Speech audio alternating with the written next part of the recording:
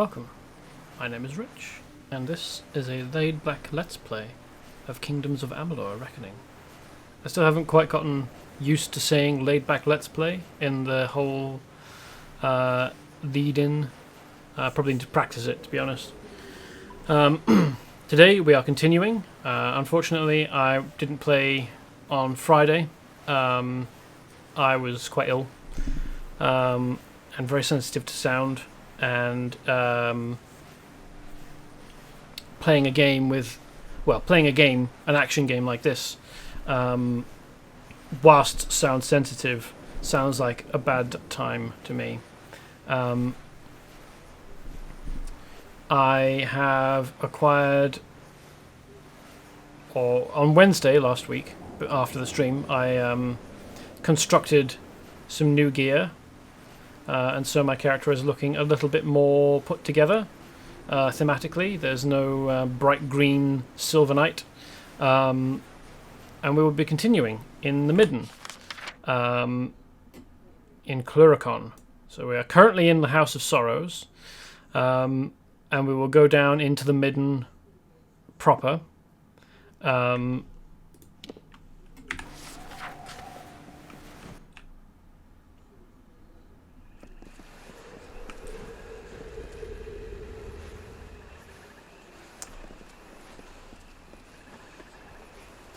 And do the quests that have been asked of us, and also pick up those 2 quests that are available down there.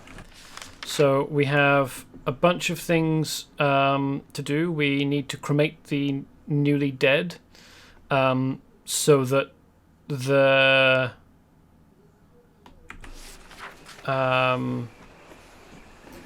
Leonashi will return to her cavern underneath the House of Sorrow. We have someone to follow. What's going on here?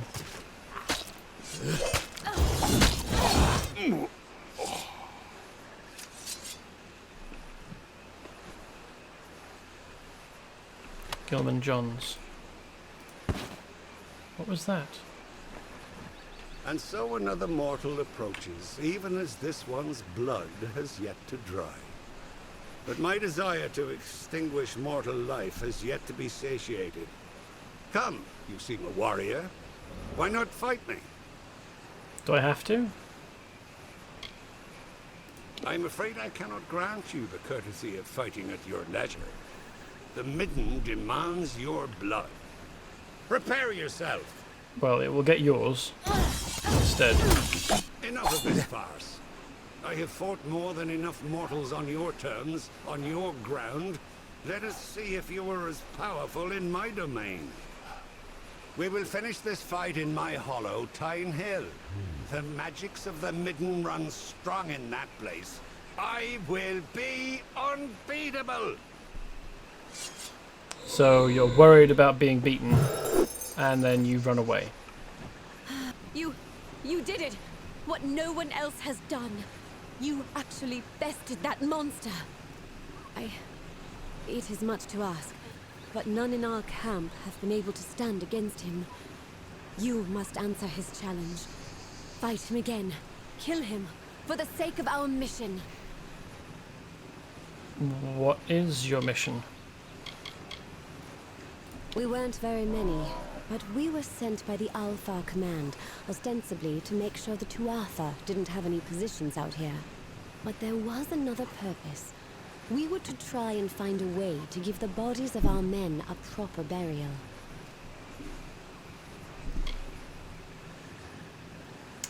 So Gilman Johns must be someone related to Bethele Johns.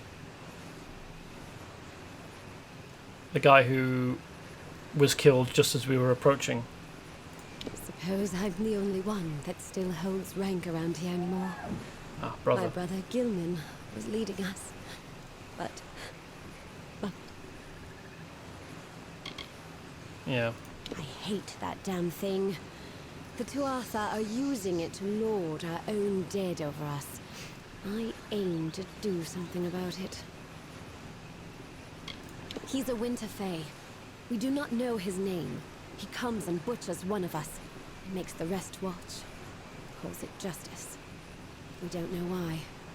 He just picks one of us, gives them a blade, and cuts them down. Alpha or human, fighter or no. Plurikan has its dark places, but the Midden, it's hard to even stand here. I don't know how you make it look so easy. But we've been sent here for a reason, and we'll stay until we see it through. I'm super powerful, me. That's why. We don't know. He's not to Arthur, but he damn near fights like one. He's been coming here, dueling us one by one. There's some sick point he means to prove by gutting us. And those he doesn't kill outright are dragged back into the Midden with him. Please, we're scouts, not seasoned fighters. We can't complete our mission if this headsman continues picking us off. Thank the gods. If he called you to Time Hill, then that means you'll have to fight him there. Yep. But be warned, this Fae uses magics we haven't seen before. It's like he's feeding on the energies of this place. Or worse, there are those that fall to the headsman, but then there are others. Prisoners. What he does with them in Time Hill, no one knows. He throws them a tea party. He's in Time Hill. It's a hollow, somewhere in the Midden, I think. But he's only been coming here recently. I cannot tell for certain. Find the headsman. Finish him. So, I've been learning about Celtic mythology. I mean, I was sort of up on it before, but this last week or so, I was seized by a desire to set a game You're back. in, or create a game and a setting that uses Celtic mythology and Celtic cultural standards. And it's interesting. Elf isn't a Celtic word. It's a Germanic word. It's an Anglo-Saxon word. It's not a word that you'd find in Welsh or Irish or Gaelic, because it's derived from Alvar, like Docalfar or Lossalfar, and those are types of supernatural being in Norse mythology, and well, not just Norse, but Norse and Germanic pagan mythology and religion. And there are equivalents to elves in Celtic, in Welsh and Irish mythology, but they're not called elves. So the fact that this game features Alfar in Rathir, and well, I mean all over, but centered around Rathir, in a game that also features the Sidhe, is very interesting. It's taking two different but similar mythologies and placing them together, and I don't know whether that's deliberate or out of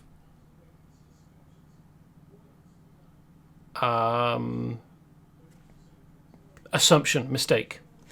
There are other things that make me think that they did some amount of research, like the summer and winter courts being a derivation of what you'd see in Celtic mythology. There's a dualism in mythology, not just Celtic, but also Norse, that can be interpreted as summer and winter, but isn't specifically just summer and winter. This is not a time for me to go into a lecture on the things that I've been learning, but things like Fey Hollows and the She have a basis in Celtic mythology, and so to see Alpha deliberately introduced into a game that features a lot more heavily, in my opinion, Celtic spiritualism and mythology is interesting, and I'm not sure why they made the choice. Wait a moment. You are not part of the army, are you? What are you doing here?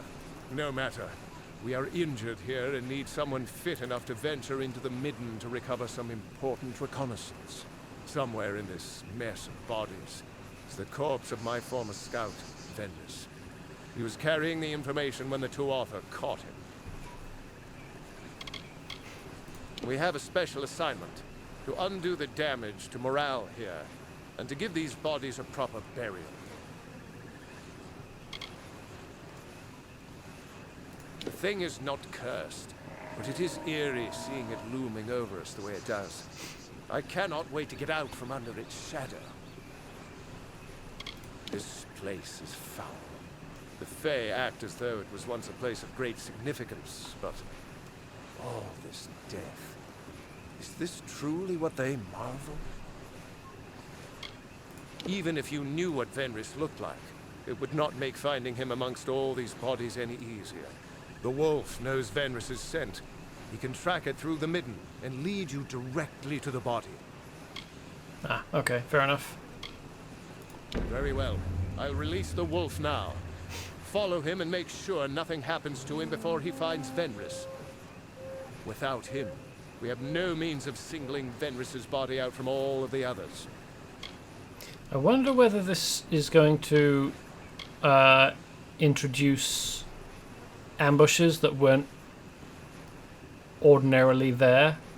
So as we progress, whether enemies will spring up from ambush or spawn in and run at us from outside of our view that weren't already going to be there without this mission. I mean, my suspicion is that probably it is going to be the former, not the latter.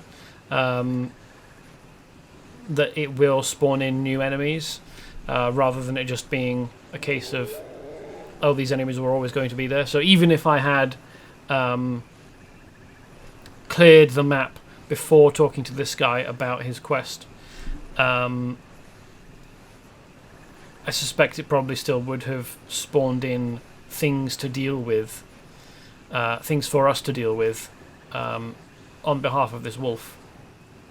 This is another section of weird, almost skull that we've seen elsewhere. See, it's the kind of the sort of tusky bits, one facing up and one coming behind it and facing down. I can't actually tell what's in shot. It was Venris's pet and also his friend. They often went on scouting missions together. The two were inseparable. Until they were separated. Nearly got gutted trying to scout out the Tuatha after you carried the day in Melsend Shear. So Command sent me here for an easy job. It is clear they never stepped foot in this place. Be careful, or you will end up like me, or worse. Unlikely. I have healing magic. I have released Venris's wolf out into the Midden. I am hoping the beast can track down the body of his master. If you follow the wolf, then you should have no difficulty in reaching Venris's corpse. Otherwise, there will be no easy way to find Venris. Poor wolf. Please, hurry! Ah, he's waiting for me. Okay, let's pick up this other mission. Mitharu bless you. Some kind of mage or priest? Praise be to Mitharu, and may his blessing be upon you for visiting this humble camp. I am Krieger, a humble cleric of Mitharu. Missing a hand. I have accompanied these noble Alpha in peace, and I would make use of you in my mission if you are willing. There's only one Alpha left. Truly, the army is stressing at the seams, but they have enough decency to try and give these poor souls a burial rite. How noble of them. A grotesque monument. That the Fae worship trees is barbarous enough. Isn't. But does this House of Sorrows find it so saintly to treat bodies so? I mean, we went around talking to the members of the House of Sorrow last time about why they care about the tree and about hanging bodies from it. It's about... it's all about ruin and decay. Like, that's central to their belief system and their culture. So, yeah. I mean, I wouldn't use the word saintly to treat the bodies so, but it's significant to them. And who are you to say, priest of Mitharu, that their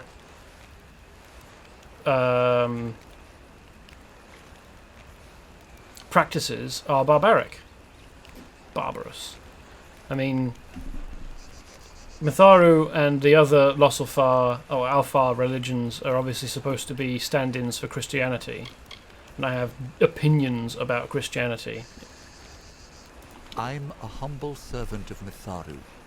My abbot asked me to refrain from coming here, but I knew someone had to bring faith to those who suffer. I thought to count the dead, so the history might know the enormity of the bloodshed. But even that has escaped me. A horrid place. This is the holy ground of these winter fae? This is the form their worship takes? Yeah, sure, why not? This is nothing but a celebration of death and dismemberment. Mitharu, take me, but the Alfar should not stop at just the Tuatha, it seems. That's not a judgment you should be making. The world needs to know how many of Mitharu's children gave their lives to fighting these heathen Tuatha. You will find an earring upon each soldier who has been slain. Bring the earrings to me, and I will be able to tally the dead. I'm glad to have your help. The soldiers, their bodies are strewn throughout the Midden. Every one has made the ultimate sacrifice in service. Collect the earrings from them, and I will give you what I can. Thank you for this, Wanderer. The world must know. On the corpses of our unfortunate brethren, you can find these bodies strewn throughout the Midden. Go with the gods. Poor bugger's got his hand off. Have you made progress? I haven't even left yet.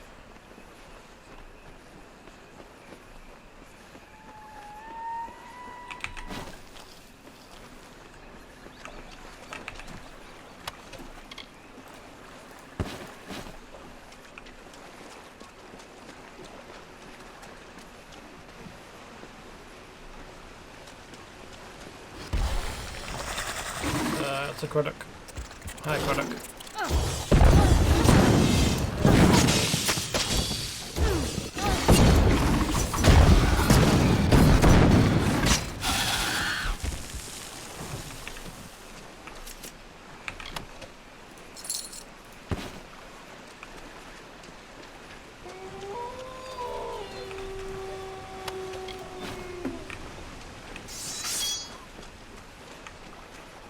It's handy that it doesn't just hair off. That's good. It's a corpse cremated. Apparently we aren't to check that one for an earring.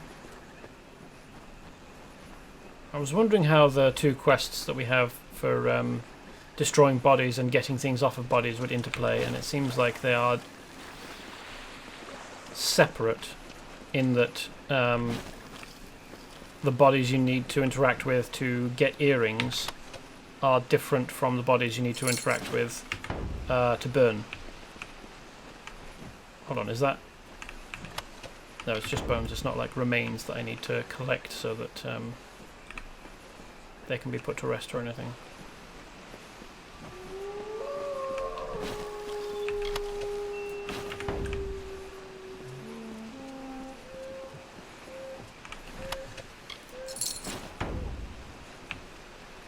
why are they all left with so much gold?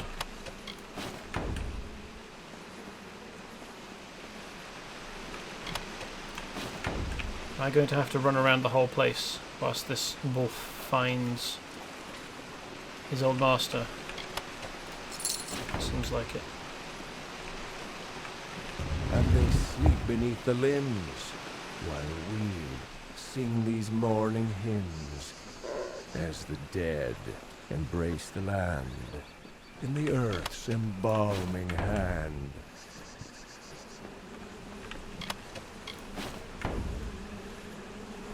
Oh, that's a lot of corpses.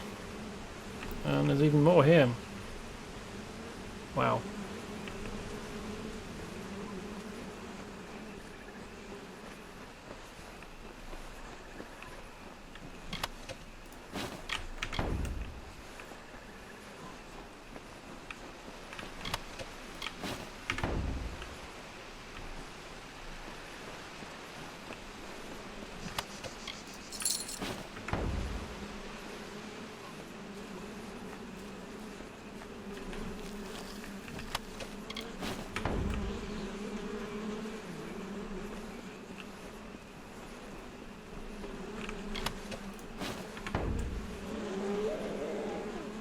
Haven't we been up here?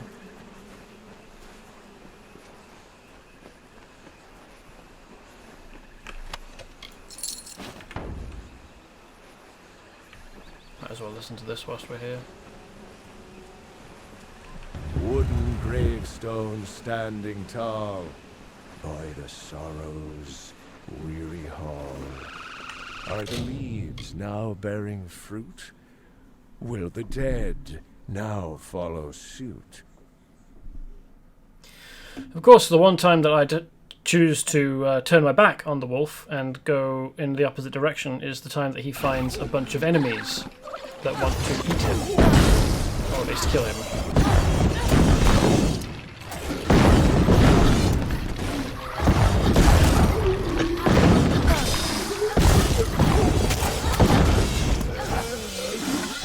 You know, it's interesting.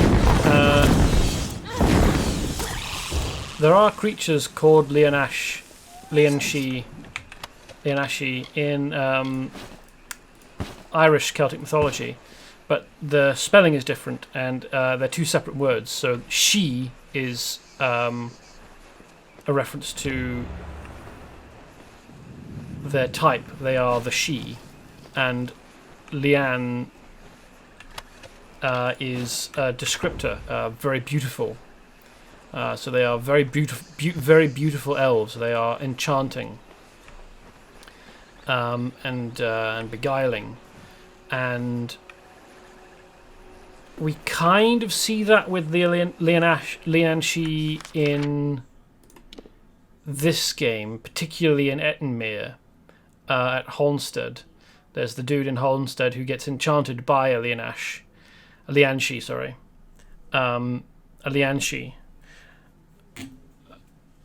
and is convinced that he and the Lianshi are going to marry, but it turns out that she's just after eating him.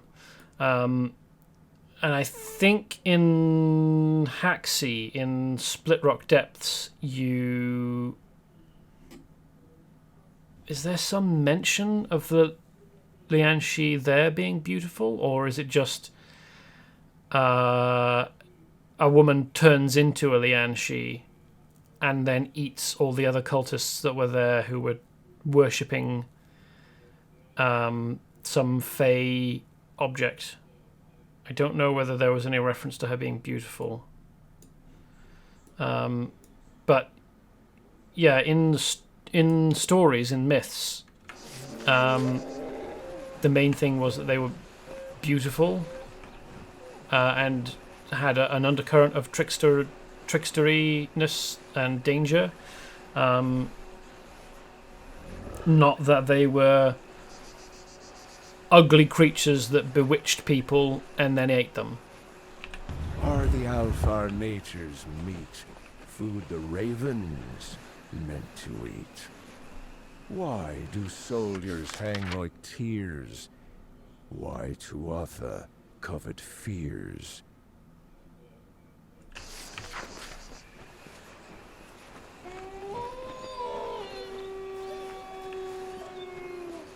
let's discover this location. There we go.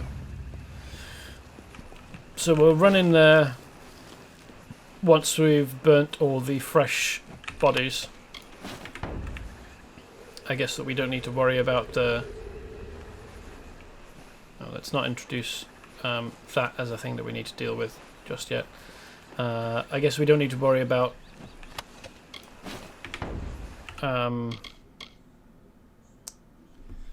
Malthon eating old leathery bodies, I suppose.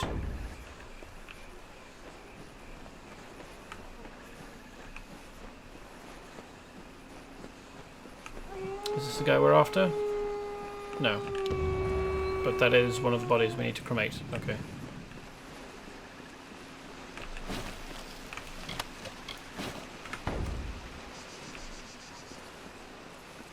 Collecting alpha earrings is probably going to be one of the repeatable quests that is just there to earn you money. Got it. Spiders.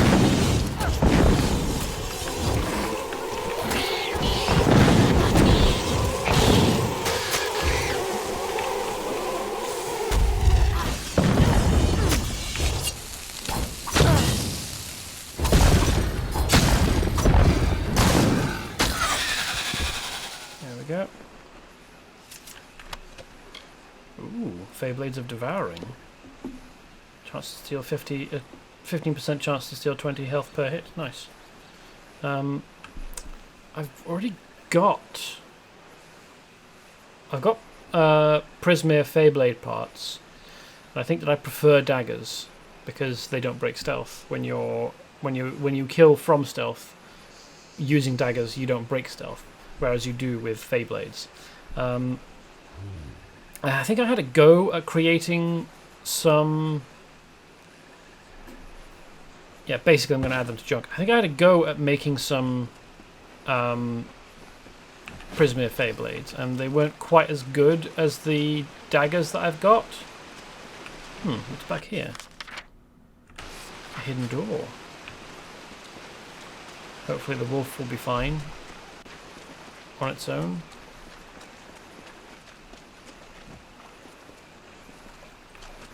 So cripple spore caps. These interactable? No. Okay.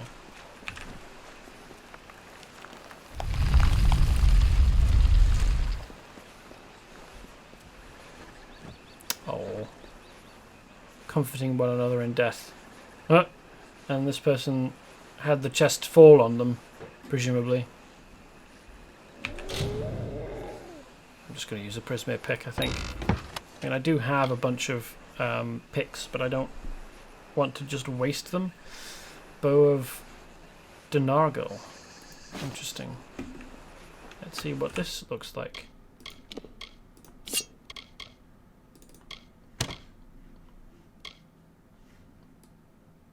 Got kind of a tortoise shell on it. And feathers. So I don't think that this is a she weapon. Or a fey weapon. Uncovered in the peat bogs of Cluricon, this bow of an unknown wood is in an unknown style by an unknown hand, has no precedent in Amalur. Interesting. Okay. So this is a complete mystery bow that was discovered in the peat bog here. Okay. Oh yes, and we talked about this one before. We discovered it.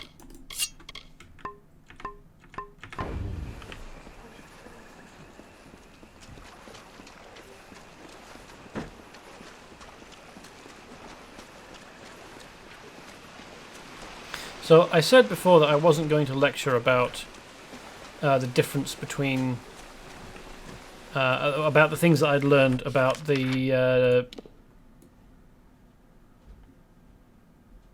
Fae and Celtic mythology and so on.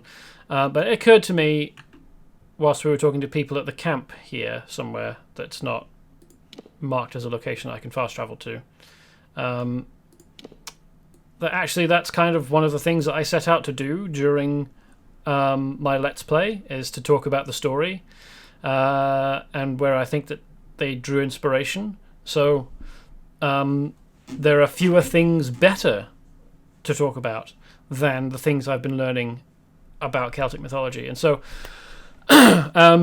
there is a dualism in Celtic mythology that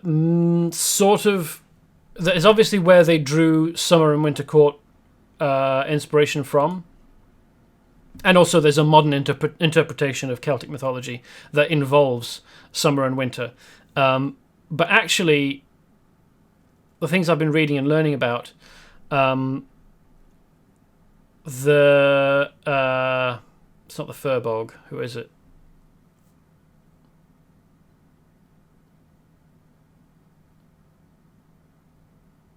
It's not the Tuatha Dé Ón. In fact, actually, interesting. A side note: the Tuatha Dé Ón are not pronounced Tuatha; it's Tuatha, and in Irish mythology, they are the positive, light, good gods, or nature spirits, or kings. There seems to be a lot of overlap in Celtic mythology between so a being might be a god or a king or a nature spirit, or all of them, depending on perspective. So the Tuatha Dé Ón in Irish mythology are the good guys. They're not associated with evil and darkness and coldness and rot and ruin. That's actually the Fomorians. That's the name I had forgotten. The Fomorians are a specifically Irish group. They predate all other Irish settlers and pantheons. And they lived in Ireland before anyone else got there. And then various groups arrived, including the Firbolg and the Tuatha Dé Ón. And there was a lot of contention between the invading groups who wanted to settle, or who did settle, and the Fomorians, who were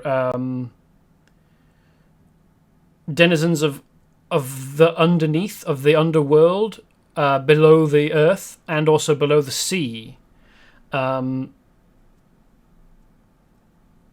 they represent not just winter, but also chaos and undoing and the fell, and so it's a very strange choice to me that the villains, the Tuatha Dé Ón in the game, or the villains in the game are called Tuatha Dé Ón and associated with cold and winter and rot and chaos, because in the mythology from which all of this is drawn, that would be completely incorrect. That would be the opposite of what they are. And the Summer Court just being called the Summer Fae doesn't really make much sense to me, which implies to me that it was kind of someone or several people at Big Giant Games, or is it Big Huge Games? The creators of the game just kind of read a few Wikipedia articles or a book or two about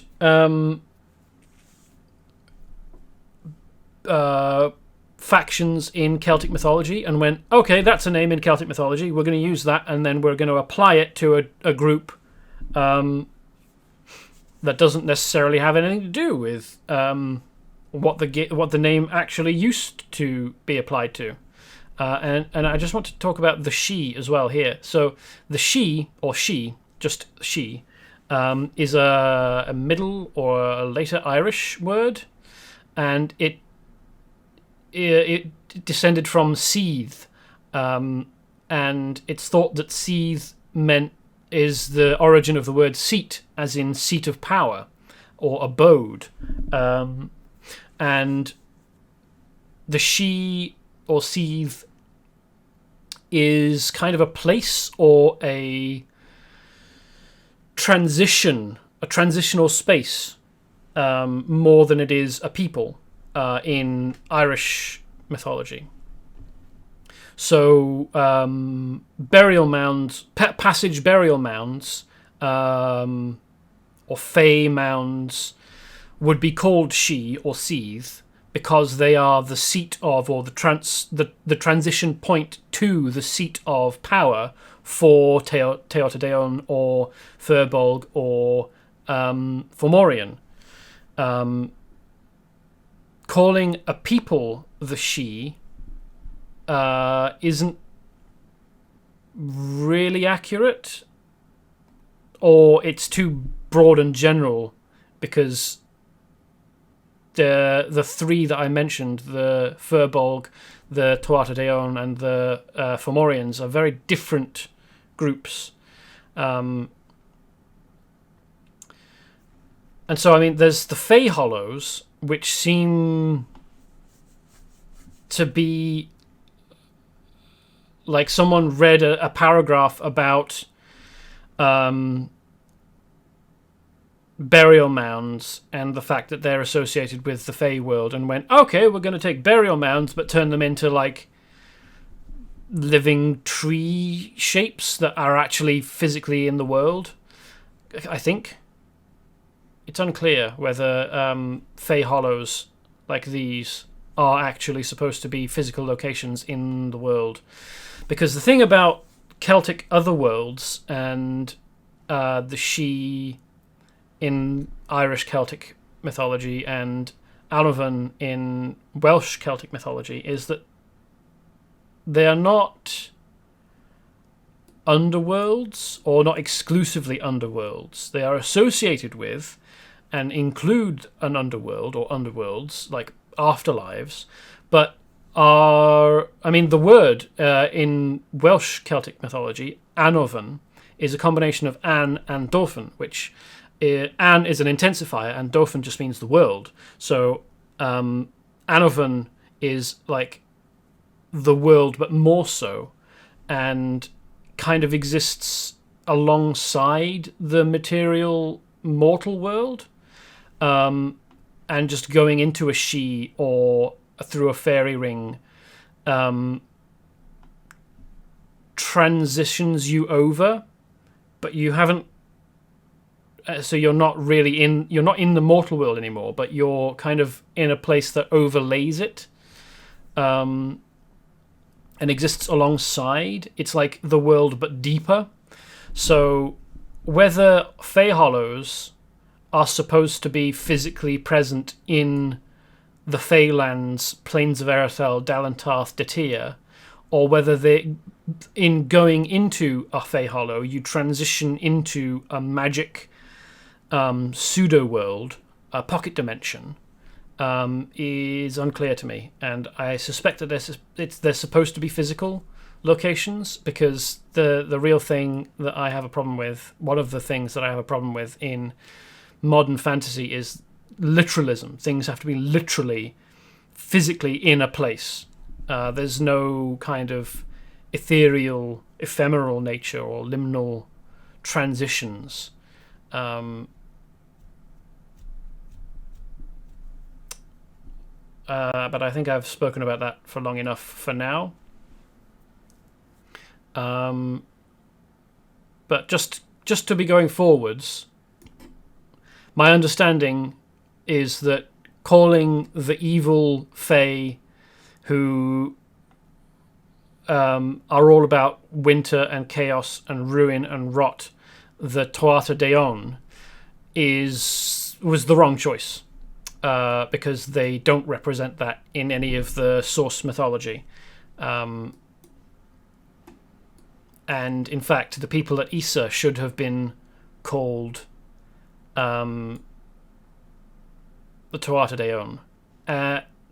Kaya Neralim is interesting as well. I just noticed Kaya is stronghold, or maybe castle in Welsh.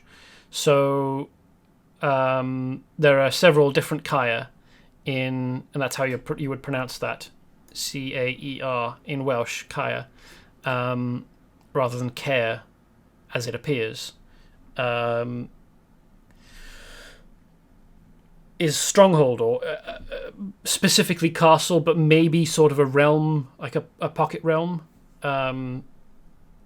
or sort of a stronghold and town and surroundings. So maybe not a city-state, but the small Iron Age fort version of a city-state. So making Kaya Niralim where a tree lives and is tended by Summer Court Fae is... They found a word. It seems like they found a word that seemed appropriate, probably, and just applied it. And it's just about applicable, but it kind of isn't. So let's continue following Venris's wolf. We're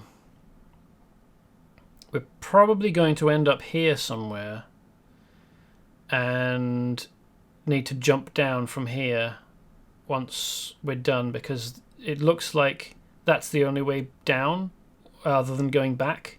And we got taken all the way around here. So this logically seems like the end point to me. But I guess we'll find out. Oh yeah. Hang, gallows tree, spreading baleful tyranny, ruined terror of the war, hallowed ground for nevermore. Shocking flare blades, they're worth breaking down. Interesting, apparently this is the body of Venris, and calling a dude who has a lot to do with wolves Venris is borderline brainless, in my opinion, because it's only a very small step away from Venris to Fenris, which is a Norse mythology wolf. And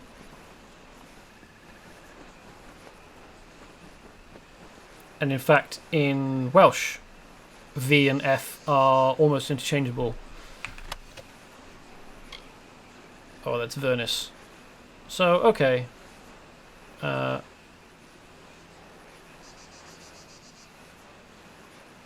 It's Venris, but with the R and the N switched around. So, okay. It's not quite brainless, but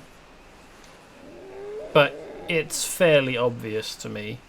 Fenris. If you want someone who has something to do with a wolf, then you call them Fenris. No, that's too obvious. Venris? No, still too obvious. Vernis, there we go, yes. We'll switch two of the letters around. And off the wolf goes. Apparently very, very smart wolf, knowing that we are no longer in need of his services. Pair of spiders, what a surprise. Wow, that's a lot of damage.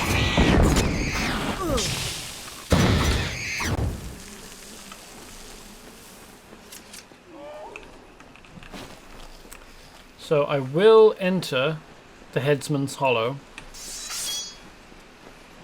but only after I've run all the way up here. Ooh, hello. A product.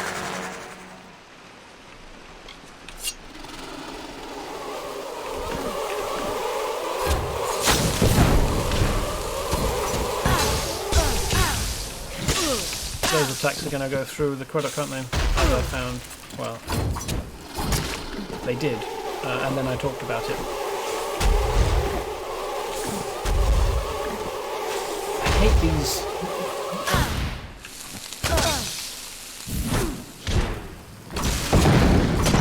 fly breath attacks that the products can use. It's so unpleasant. I don't need them. Gerstotad. That might be it looks like a greatsword, but it might be a chaos greatsword, or whatever the Amalur version of chaos is, because we've found a few other items like pieces of armor and weapons from a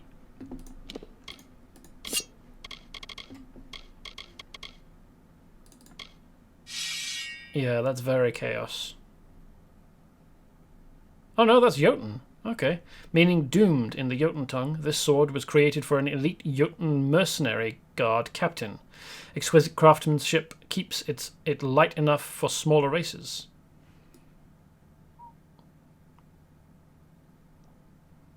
So it would have been just a long sword to the Jotun. Oh, and this is actually a shape that we've seen before, just in different colours. Okay, so this isn't... it looks fairly chaosy, but it's not... it's obviously not the... I think it began with a C. The culture in Amalur that had the sword that looks like a Nurgle sword and a hammer that looked like a corn hammer. But I can't remember the name of the culture. The Jester of the King of Winter, the fool who made a mockery of life, of everything, languished in a discontent. He heard the whisperings of power, felt its pulse. He saw visions of an endless winter, of a totality of nothingness. He was Gadflow, and he would follow the cycle no longer.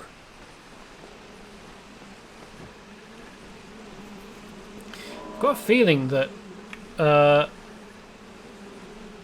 the big tree here in the Midden is maybe the same species as Niralim, because it's a really, really huge tree, significant to a Fey culture. That isn't, well, it's kind of the same shape, but it holds a different, well, a mirrored role in the society that it belongs to.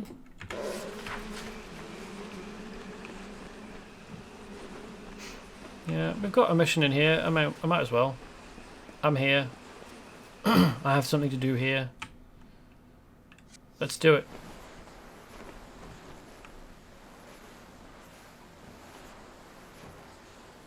I have waited for you, mortal. It is not the nature of my kind to anticipate. And yet here I am, with these emotions thrust upon me. I have only just awoken in this plane, and yet I find change, chaos running rampant. Who are these Tuatha? What has happened to our Midden? The Winter Realm is racked by war, my people's magic in decline, and mortals scurry over my homeland. A travesty that I must right, one mortal at a time. Why don't you do something about the Tuatha, not the mortals? The mortals are here because of the Tuatha. If you want to get the mortals out, deal with the Tuatha. Deal with the illness, not the symptom. You dumbass. There is an order to all things. Summer to winter, growth to rot. So it was when I last walked these lands. What has happened while I slept is an affront to nature. The Fae declining while you mortals wage open war with them. Impossible. The Winter Court is sundered. If these Tuatha care not for the natural order, then I shall restore it. Come deeper into Tyne Hill and witness the strength of winter.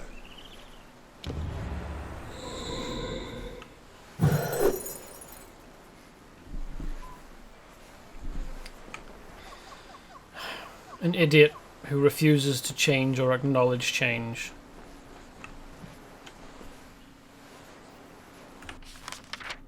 Or even to deal with the source of the things that he dislikes.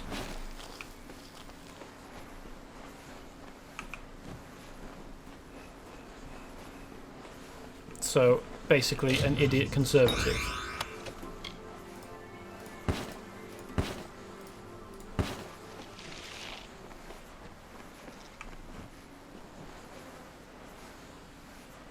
I do like the aesthetic of Fey Hollows.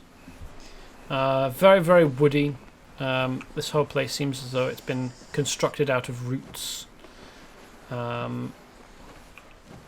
It's always interesting to me that it's as though you're in like a big circle and there's a walkway on top of the lower part of that circle.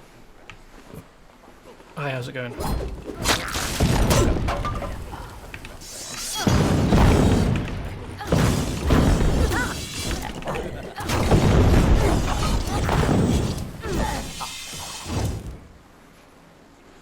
That's being helped out enormously by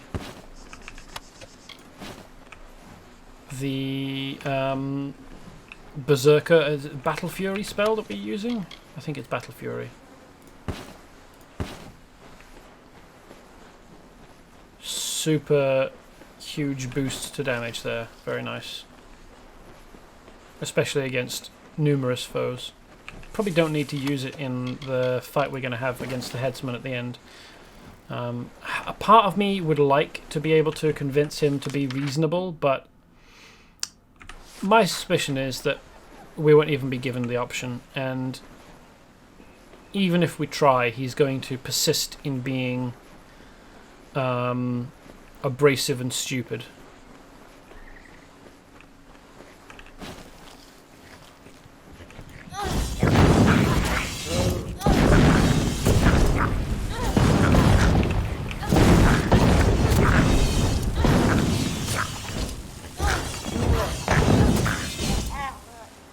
There we go.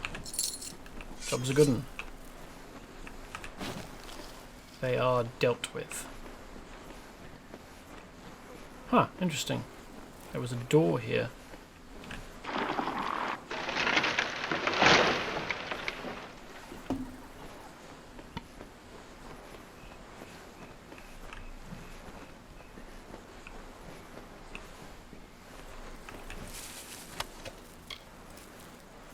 Buckler. And take those two and sell the damage boosting potion, because I don't need it.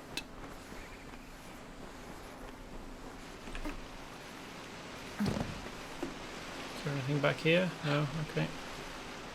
Oh yes, I'm glad that there aren't any more bitey plants. Or, well, any at all.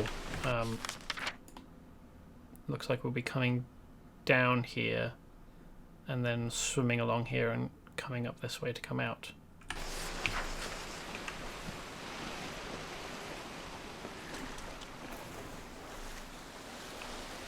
Yeah, very glad that there aren't any bitey plants in here, because they're just annoying. The fact that you can't interact with them or disable them or kill them, very annoying. Savant, 18 mana with a lot of sockets. Both torso and leg armor. That's a bunch of sockets. But I have no use for a set of robes, especially not ones that don't have any inherent boost, into which you would need to slot some kind of boost if you wanted it, or bonus, or, you know, benefit.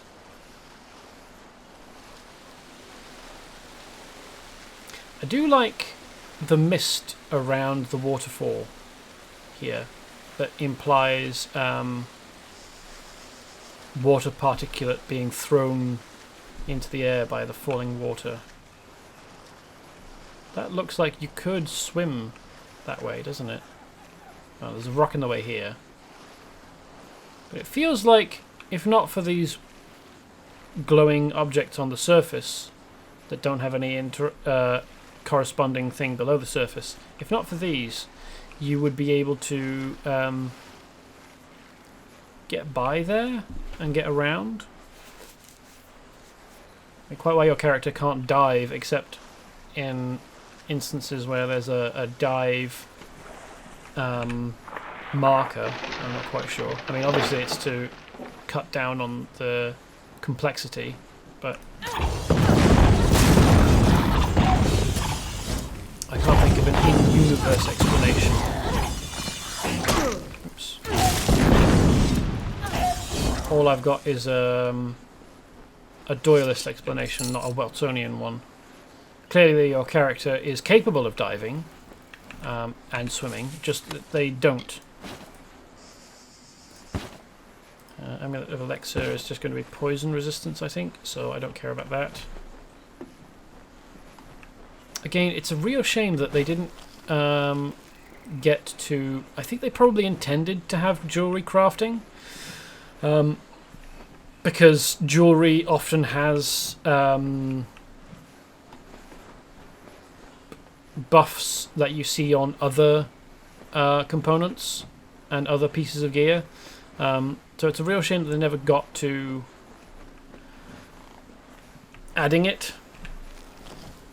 so that you could break down the objects and craft with them, with the components, and craft your own. Oh, I managed it.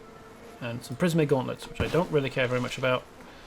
I have Prismir mitt that I have tried crafting with before, and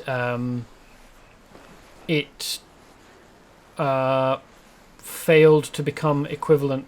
It was like a couple of points away from having the same armor level as the gauntlets I've got on at the moment, the dread scale gauntlets, but that was without any of the other benefits that the gauntlets have, like these. So I felt it was not necessary to craft any Prismir plate gauntlets, and I've just gone with loads of health and mana and a reasonable amount of armor for leather.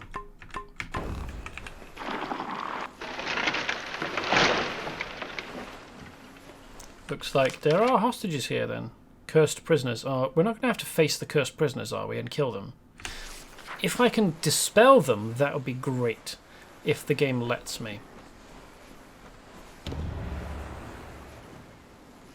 And so you arrived. That you made it all the way to this chamber unscathed is just another reason why you must be killed. Or Why? Perhaps I won't kill you outright. The strongest I keep on the edge of life, to use their energies to sustain this place, to rebalance the scales.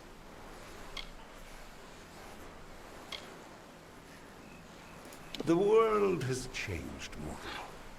You have heard it said before. I am certain, but you can never sense it as I can. The long winter was birthed by my fallen kind, and though it may one day be reversed, it will never be undone. The cycle has already begun its fracture. I only hope there will be a time for healing, and that when I rise again, I shall be reborn to it. Goodbye, mortal. Oh, okay. That was easy. That was the preferable method of dealing with that, and I'm glad that Persuade worked. I wasn't hopeful about the percentage level. But have the people died? Their people have died. God damn it.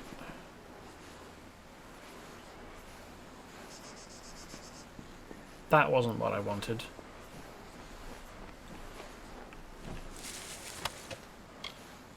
Piercing rapier. Nice. Purple gear. Was there a way to save these guys? It looks like they have the effect around their head that implies mind control or mind affliction. That our character has been demonstrated to be able to dispel in other cases.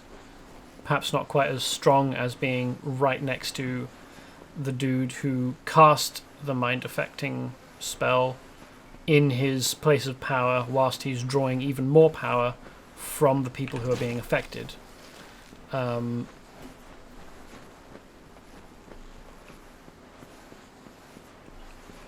I expect, even if I hadn't persuaded him, he probably would still have either fought me himself, or more likely sent each of these 4 against me individually or as a group, or had them come and get involved just as a melee, all of them against me at once, including him.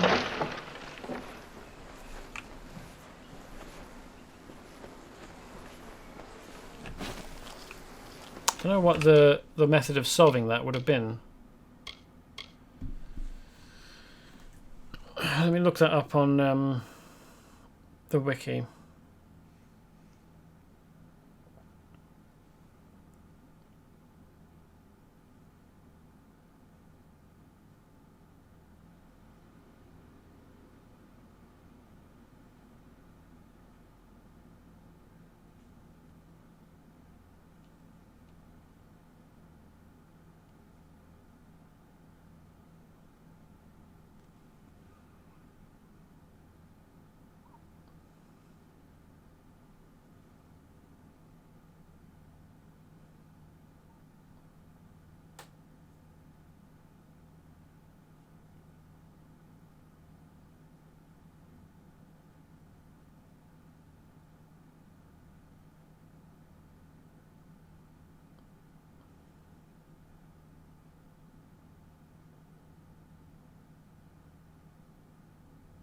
In all cases, the prisoners die and cannot be saved. So there are several methods of dealing with it. After a short dialogue, the headsman will attack the Fateless One, the player character. He's a regular Feyblade-wielding enemy. However, he uses the life essence of his prisoners to heal himself when on the brink of death, and thus has a much larger health pool. If the Fateless One enters a Reckoning mode and depletes the headsman's health, he will not heal himself and will die instantly. The Fateless One can enter stealth after the combat begins and dispatch the prisoners to take away the headsman's source of healing. Alternatively, the headsman can be persuaded to kill himself. 21% at Persuasion 3, 66% at Persuasion 10, thus avoiding the fight. Was 83% for me with a 9 Persuasion and +1 for Compass of Fate. In all cases, the prisoners die and cannot be saved. That's deeply unfortunate, but at least it reassures me that there wasn't some other method that I didn't manage to find and take that would have resulted in the prisoners surviving. Because I like saving people, me.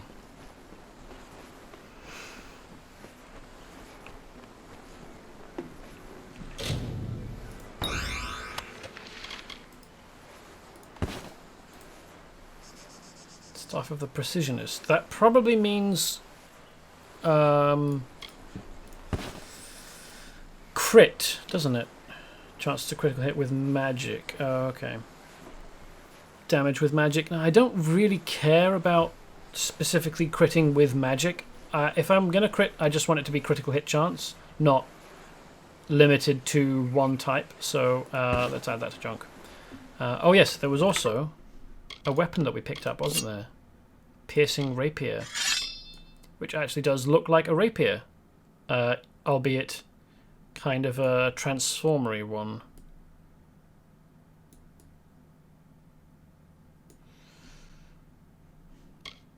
Rapiers are uncommon in the Feylands. This Losselfar model is still heavy enough for a more aggressive slashing style. Whoever wrote this didn't do any research on rapiers, and probably only knows about as much about rapiers as you could glean from reading one of the Dungeons & Dragons player manuals. Rapiers are heavy. They are very heavy, but they are very long. So they weigh about as much as a hand and a half broadsword or longsword, depending on the name. I mean, broadsword, hand and a half, and longsword and bastard sword all mean basically the same thing. They're all 3 different terms for the same weapon. And a rapier is made of the same amount of metal as a longsword. Just instead of the blade being broad, it's narrowed down a lot, and lengthened so that you've got much more reach. You can do draw cuts where you strike and then pull. That's a draw cut with rapiers, but you wouldn't slash with a rapier. It's completely the wrong shape. You can't really slash. I mean, you can to a degree slash with a longsword, but if you want to slash, you need a curved edge, so a saber or a falchion, or one of the other millions of different types of curved sword. You don't slash with a rapier, and so saying that a rapier is heavy enough to slash with just shows that whoever wrote this hasn't got any idea about rapiers, because a rapier will still be heavy, but its form is adapted specifically for thrusts and to be nimble, to be extremely nimble in moving it around to get around other people's guards and in, under, and around their shields or their own swords or daggers. A rapier is balanced so that its point of balance is quite close to the handle, so that the point of balance and therefore the feeling of nimbleness in the blade is that your control over the blade is much greater. The further away from the handle, from the crossguard, the point of balance is, the heavier it feels to handle. Like, no matter how heavy the actual weight of the weapon, the further away from the hand the fulcrum or point of balance is, the heavier it feels to wield when swinging, because you've got more weight ahead of your hand to feel like you are putting momentum in with. And so in a slashing sword, or a sword that is capable of slashing like a longsword, you want the point of balance to be further away from the hand so that it feels like you have some weight and authority in the strike, in the cut, in the percussive force. But in the rapier, you don't want to be swinging the edge at people. You just want to be thrusting and like being nimble and twisting around. So this as a weapon looks okay. There seems to be some clipping issue with the guard here, the cup hilt, and the player's hand. Don't know why the wire cup hilt here is interfacing directly with the player's fingers. That seems like a bad design. Maybe they ran out of time. Other than that issue, seems like a fine rapier. Kind of an overlapping shell sort of design, which you don't typically see on rapiers, but that's just an aesthetic thing. Seems as though the grip is made of metal, which is unusual. Metal plates as well. I mean, you would maybe wire wrap a grip like this, but you wouldn't make it out of metal plates. But overall, I rate this rapier 1 out of 5. Not a great rapier. Like this is a slashing edge that you wouldn't really ever stab with. Quite a sharp distal taper there as well. A distal taper is getting narrower the further towards the point you get. So there's a profile taper on the flat of the blade, where the profile gets tapered towards a point, and then a distal taper is measuring how thick it is, the flat of the blade is. So you would usually have the distal taper starting at the hilt or near the hilt, so wider at the hilt, and then getting narrower as you go towards the point, as a weight reducing thing usually.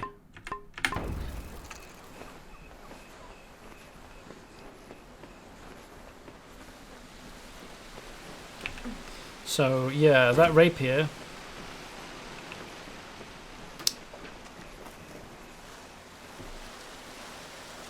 don't rate it well. If they had spent a bit more time on the model... Oh, hold on. Is there a dive position here? There is. Oh, okay. Just camouflaged by the splashing water here. If they'd spent a bit more time refining the physical model as it manifests in the game, so that it doesn't look like it interferes with the hand, and then I'd give it a 2 out of 5. And if it had a better grip, where it didn't look like it was made out of plated metal segments, and instead was something that actually you could grip fairly well. And also, I mean, it looked like the plates overlapped down, so that you wouldn't get any benefit to your grip if your hand was sliding away from the pointy end. If they were layered upwards, so that your hand interfaced with the ridges, because they were facing up, then that might be viable. Expensive to make, and it would probably also wear fairly quickly, but because it appeared to be made out of mostly bronze or brass.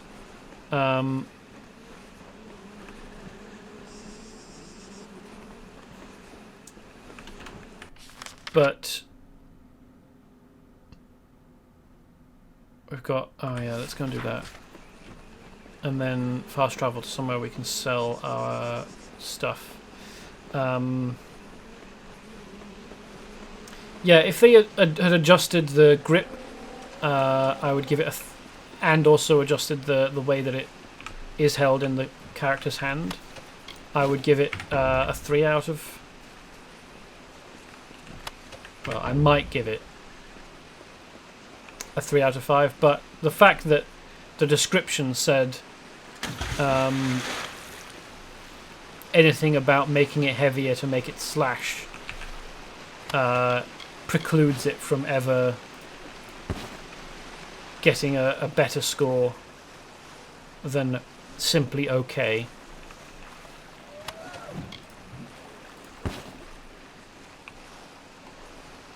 Because that's not how rapiers work. And if you knew anything about... If you'd done any research on rapiers than just...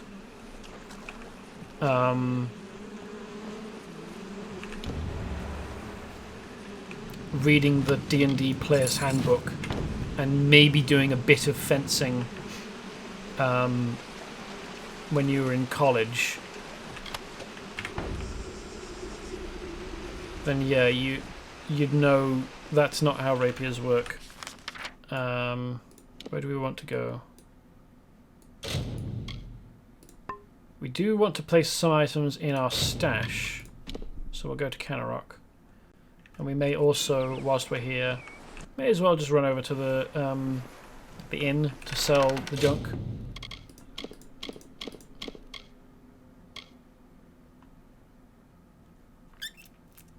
Do I still need the Heartstone? What does it do? 20% health regen per second while at low health. I don't think that I care about that. We're getting close to filling the stash though. I might need to sell some items that I don't have a use for, like the jewellery.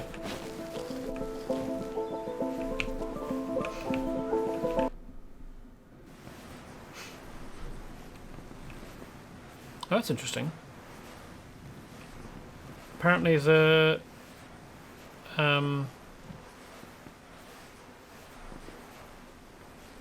crates that I destroyed in here haven't respawned.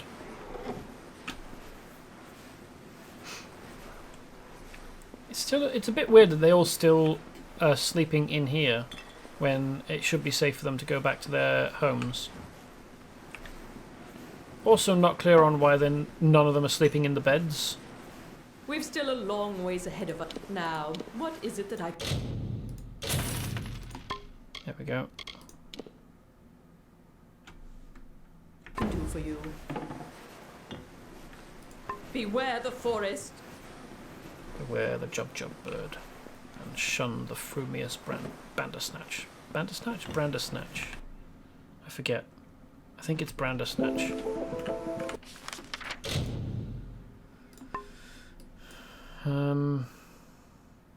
Let's just go to Maethgrisk Den.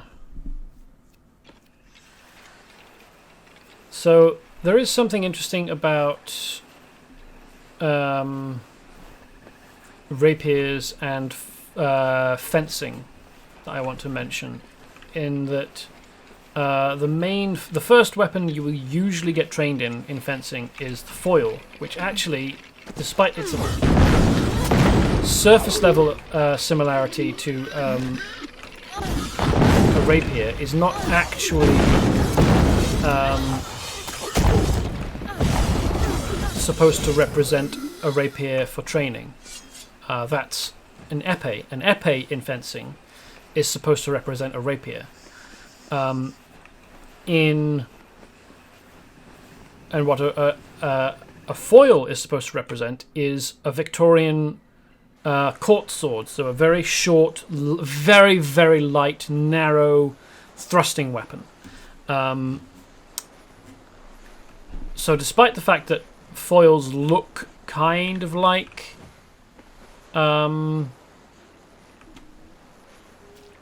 superficially look kind of like rapiers, they're completely wrong. Completely the wrong equivalent for the rapier. They're actually representative of, or a safe competition stand-in for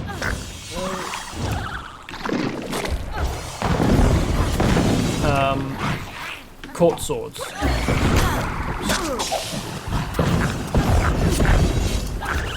Why this arcane Vargas isn't attacking?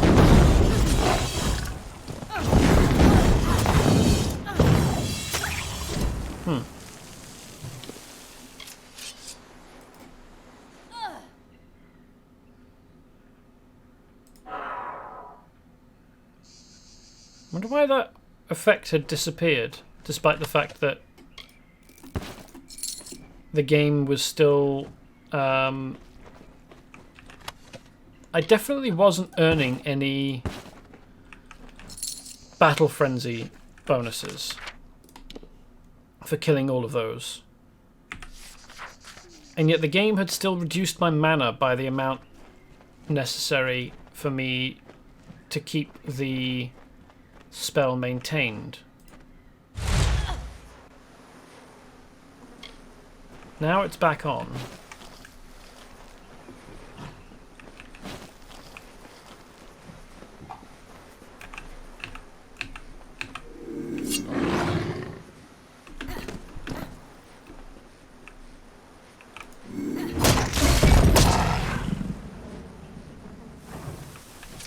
Glad my sneaking's dead good.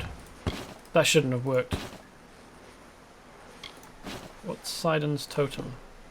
This charm is imbued with the conflicted emotions of Sidon, the former Prince of Sorrows. When held, it exudes both strong feelings of duty and self-revulsion, unwillingness to change, and a stalwart acknowledgement of what needs to be done to survive. Though his history with the house might never be truly understood, this totem makes it clear that he did so with a heavy heart and a hope of reconciliation. Cool. That's probably going to be a quest item. And even if it isn't, it's a significant object. Oh, this is Sidon's cache. I wonder why we can still interact with it and why it's still like got the outline and has a title, even though I've taken everything from it. That's a bit weird. Hollow log. Vast armoured lining, nice. And a Prisme greatsword, which we don't care about. Ah, and a dead body. There we go. Root corpse, just some bones. Okay.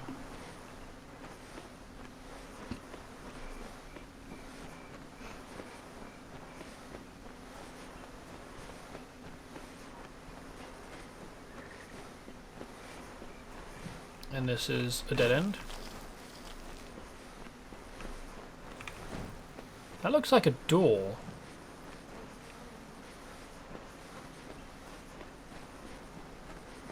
Or maybe it's a wall. Unusual feature in a Fey Hollow, though. I mean, the walls tend just to be the arcing pieces of wood that you see form the walls and ceiling.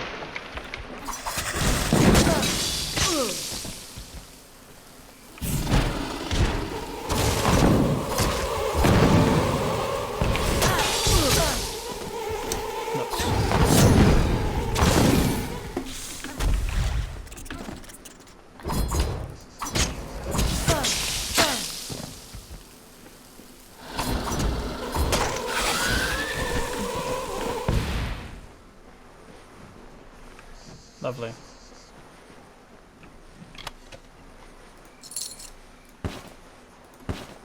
I got a bonus from Detect Hidden. Nice.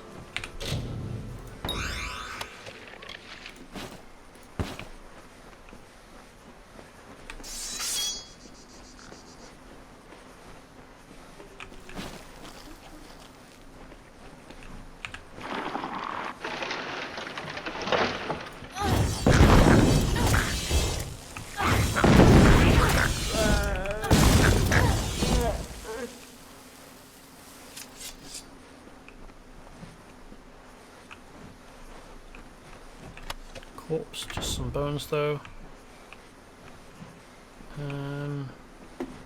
It's a little difficult in an environment like this with high contrast and glowing things to really determine which things around here are things you can interact with and take loot from.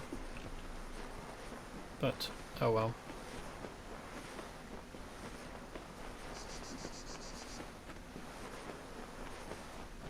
Not helped also by the fact that in a Fey Hollow there are little particles floating in the atmosphere or in the air, which ordinarily would be an indicator that What is it? there's an object you can interact with.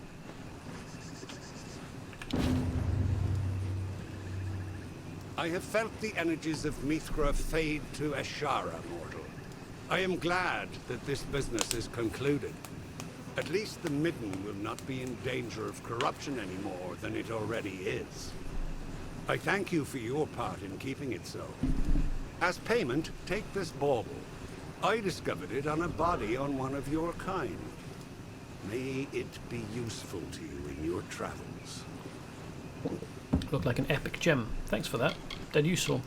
I mean, well, probably. I'll have a look at what it actually does. We keep the Midden as a monument to the debt we Winter Fae have made with nature. But now the Midden is defiled, and we can do our task no longer. Yes, yes. So now we've got another person over here to follow. What was that I just got? Item. Paramount Gem. 20% armor. Socket into the epic socket on rare torso armor to greatly increase that armor's effectiveness. Nice. Not quite sure how following this dude is supposed to work. Do we just go near him? Do we need to hide and sneak?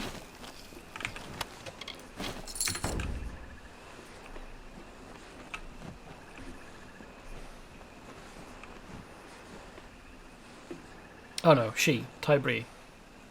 She is going to be helping us. Right. So, you were the mortal. There were whispers that Bizarine had welcomed one of you amongst us.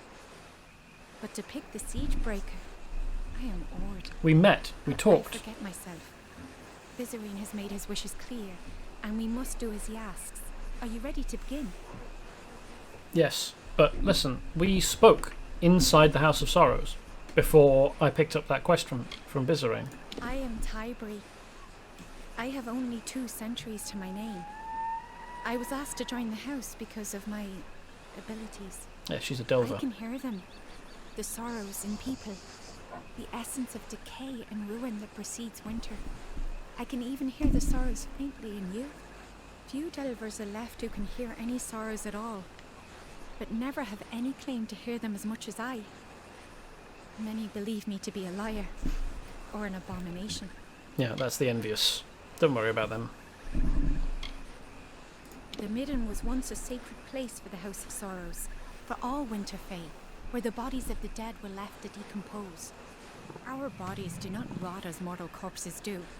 So when Saturnin placed the bodies of mortals here, they putrefied, corrupting the Midden. Scavengers and beasts now roam the Midden, and the body we seek is deep within. I must have someone to watch my back. Farewell. Righto.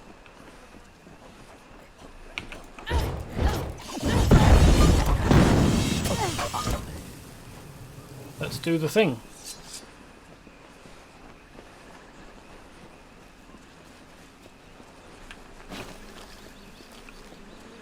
I am Siege Breaker, first sworn of the War Sworn, Archmage of the Scholia Arcana.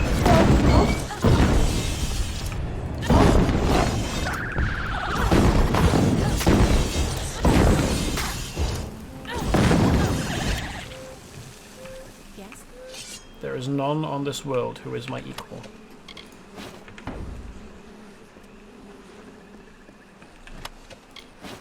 Oh, I want to put that in junk, don't I? There we go.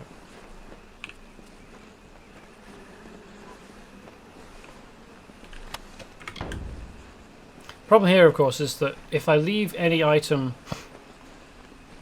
on the bodies, it will continue to highlight, the game will continue to highlight them as things I can interact with, but I don't care about taking the bones. They're not valuable. I think I can sell them for 1 gold each.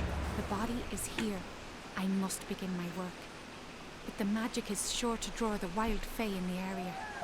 Hold them back while I commune with the sorrows. Sure. Farewell. Easy peasy.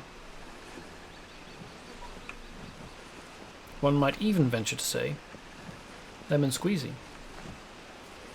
How's it going, boys? You're here to be lit on fire. Because that's what's going to happen. Ooh.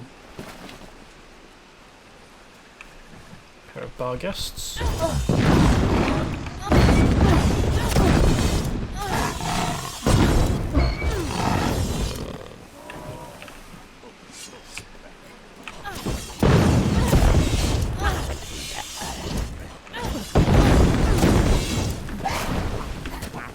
Oh, it's a bog thresh, jeez.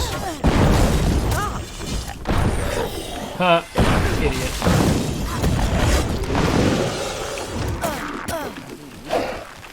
Okay, so firstly, I need to repair my chakrams, and I might as well repair all of these whilst I'm at it.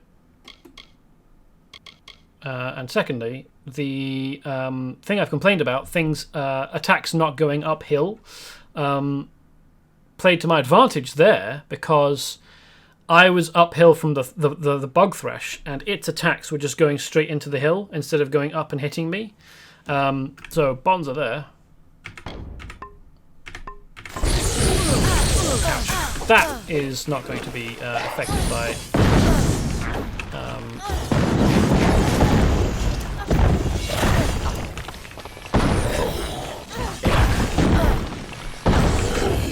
this is though. Fantastic.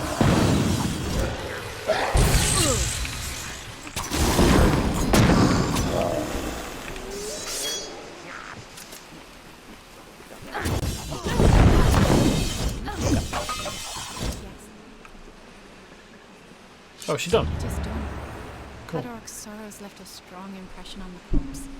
He is hiding in the Siren Crypt in the drowned forest. You should go there, but be wary. The impression Cadoric left on the body was conflicted. Something is not right here. I will return to the house. With the beast beaten back, it should prove safe enough now. Yeah, and also you seem as though you are reasonably capable of handling yourself, so I feel confident in letting you make your own way back. They, we, are the backbone of the house. Delvers can look into the essence of Winter Fae, find the sorrows within, and take upon that burden. The Weeping King was the first to perform this function. The Delvers witnessed his powers, and imitated as they could. Only now, no Delver has this art, save for me. You could be the Weeping Queen. The dead do not speak lies. Cadarok has gone to Siren Crypt in the Drowned Forest. It was once a mighty fortress, but like all things in this war, it was reduced to ruin. Lesser, cruder beasts and beings walk its halls now.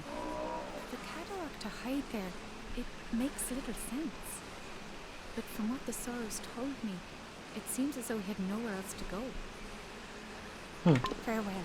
That's a bit weird. Gold. And more gold. Nice. Butcher's Hilt. I think that... What does Butcher's Hilt do? Damage versus kobolds and Mergen. Okay, well, I mean... I'm never actually going to use it, but I can't add it to junk, so I'm just going to take it and forget about it, I assume. Oh, I suppose. Is that Bog Thresh?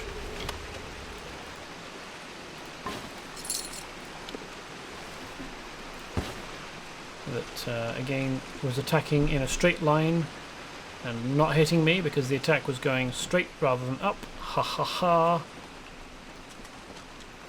My advantage. Pair of arcane barghests. Oops. Is there anything else to kill or pick up here? I don't think so.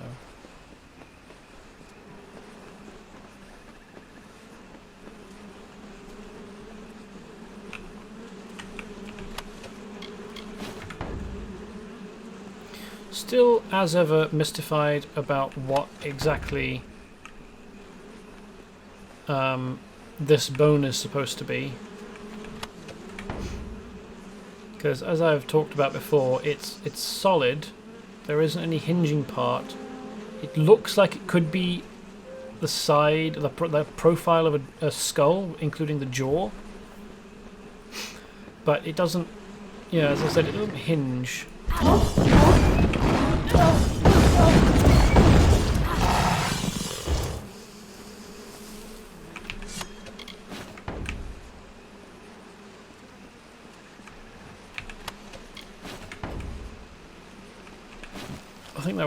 I think that might be all of the Alvar earrings that we are actually able to find. Oh no, here's one. Okay. Here in the Midden. And if there are other places here to find, other places in the world, like in the Keening or Drowned Forest, to find, oh hey, some arcane barghests. If there are other places to find the bodies of, oh hey, there's another one, okay.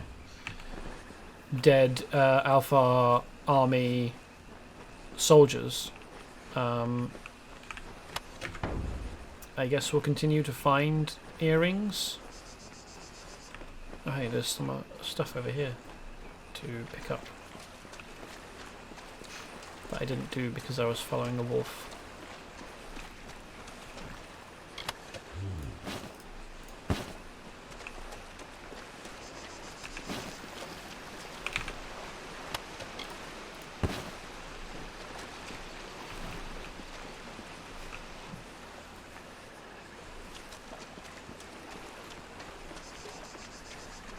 That?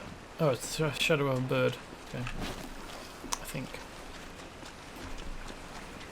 A bit difficult to tell when you can't look up very high, but I think the thing that I saw moving was the shadow of a bird. Have you made progress? Indeed. Thank the gods you were able to recover the reconnaissance the Venris carried. This information would have proved disastrous in the wrong hands. When the Tuatha tossed Venris in here, I feared all might have been lost. But thanks to you and his wolf, the armies will not suffer the same fate as Venris. Take this. It is not much, but it is what we can offer, along with our thanks. Hold on. On the object I had in my inventory, I'm sure that it was Vernis, not Venris, which... If it's supposed to be Venris, it just goes back to my complaint about it being a brainless, Venris, switch around. Thank you for recovering this information. It is not much. We need to make sure we stay away from the Tuatha's movements. All information helps. Farewell. Not sure how you plan on doing that in a camp like this, with lit torches everywhere, but okay. I can feel it. It's over. It is over then. The headsman will bother our encampment no more. Indeed. I hate this place. That it might drive a soul to think butchering us was some kind of justice, and what he did to those prisoners. But it's over now. We don't have much to offer, or rather, much to spare. But please, accept whatever reward we can give you. Many thanks, stranger. That was a bird. I thought so. Goodbye. Mitharu bless you. Hello once more, wanderer. Have you had any luck in recovering earrings from the bodies of our soldiers? Yep. Very well. Let me pay you for your services. If you find you have time to look for more, I can always make use of your assistance. Mitharu thanks you. How many did I have? That's a lot.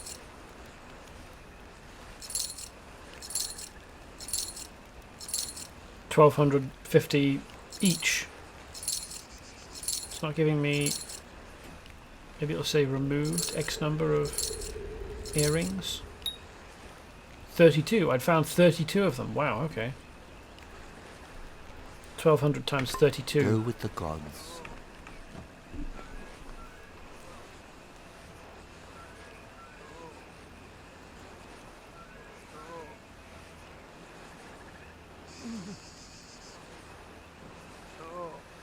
$40,000 gold.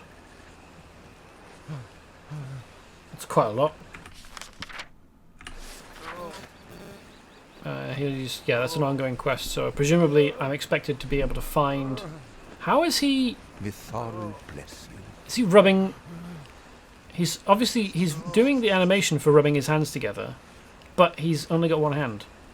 So is he supposed to be rubbing his stump and then holding it out? That seems a bit like a bad idea. It's good to see you.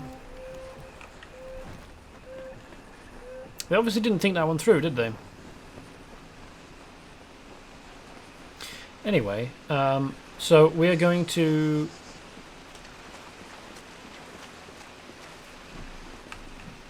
I guess we probably will find other dead bodies of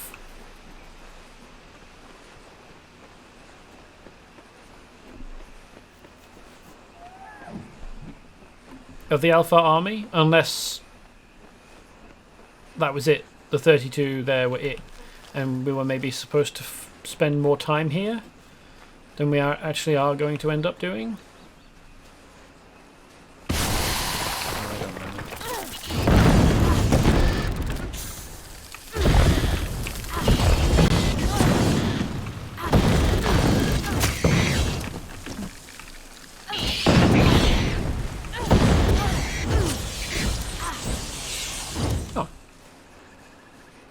He helped.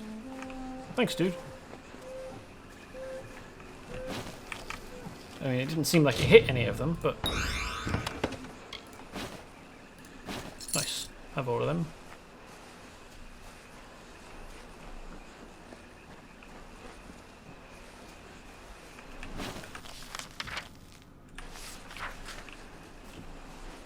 Pair of arcane bar guests ahead that I want to deal with before we go into the House of Sorrows and hand in our mission.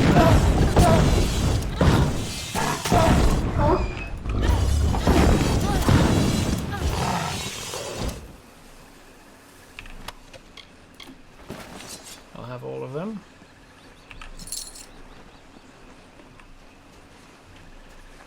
Do I have a hand in the House of Sorrows, or is it just...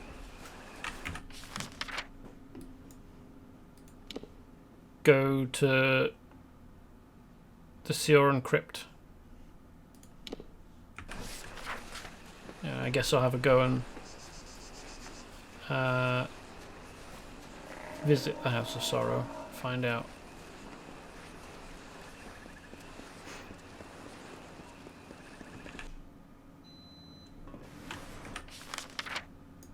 No. No hand in. Just a trainer. Oh, they've spread out though.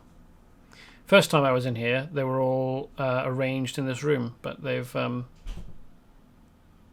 split up. Okay, so let's just head. I think what we're going to do is go into the Drowned Forest, because we've got given this, and that's set the area's level. So I don't want to go to the Keening, raise my level, and then come here and be over level. So we'll go to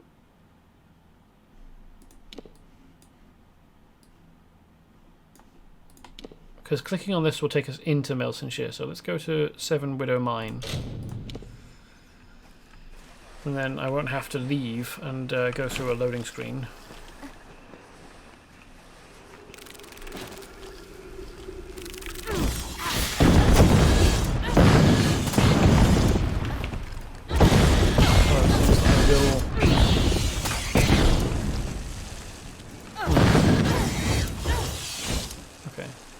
Seems like it will set off a spider ambush, but alright.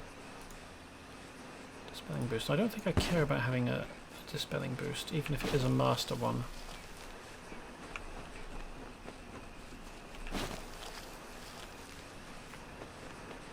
There are some more enemies up here. More spiders, okay.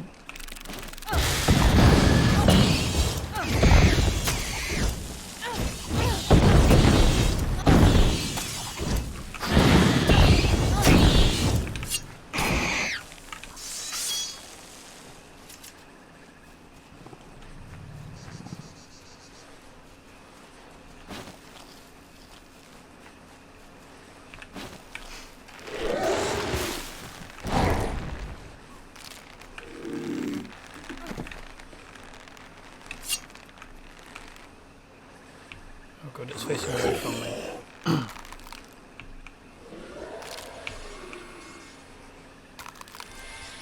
It's playing an animation like it's looking around, but it doesn't actually see me.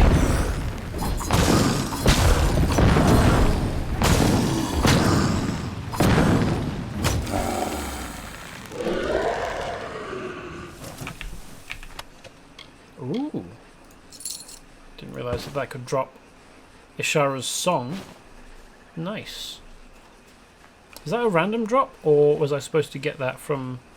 Because I killed a thresh in the same place did I? I saw one and it chased me, but I think it disappeared, so maybe I was always supposed to get that staff. Nice. From that bog thresh, but because the game went a bit weird, it despawned the bog thresh.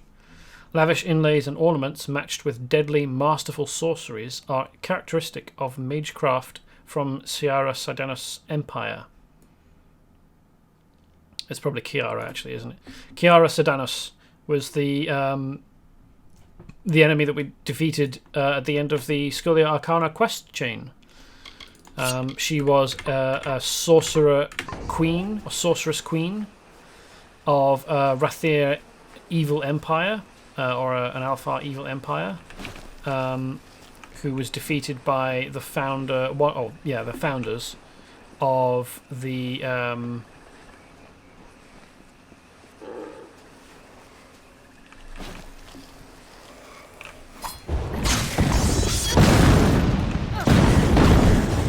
Scholia Arcana.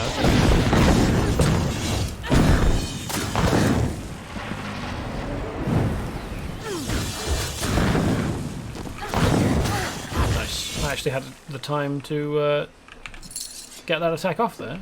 Charge it up and get it off. Nice. That's a pleasant change.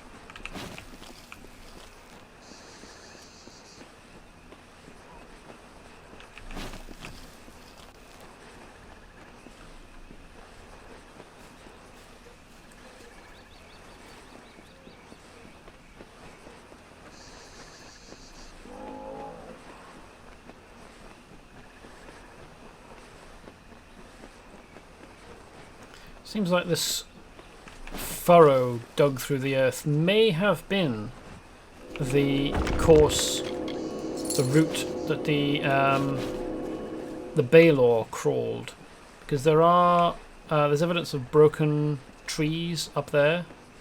Although I suppose they may have broken beforehand, but so there is stuff along the course that indicates broken objects. Interestingly, Balor in Celtic mythology was a Fomorian with a single eye, a terrible baleful eye, which when opened caused ruin to befall whatever he beheld. And I think it was Cochlain. Someone defeated him in battle by slinging a stone at his eye as he was opening it and causing it to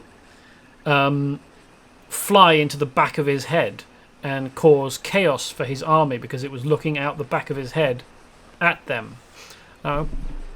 Obviously that's not possible with actual eyes as we understand their function and structure, but I guess the biology of Fomorians is different, or at least of Balor. You there? Yes? Sinon Karag. The hero of Melcent Shear?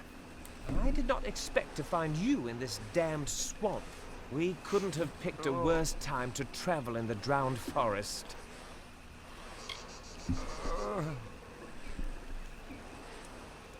So, as I was talking about with the Balor, the Niskaru Balor, obviously the creators of the game did some research about the story of Balor the Fomorian and included that element of the evil eye.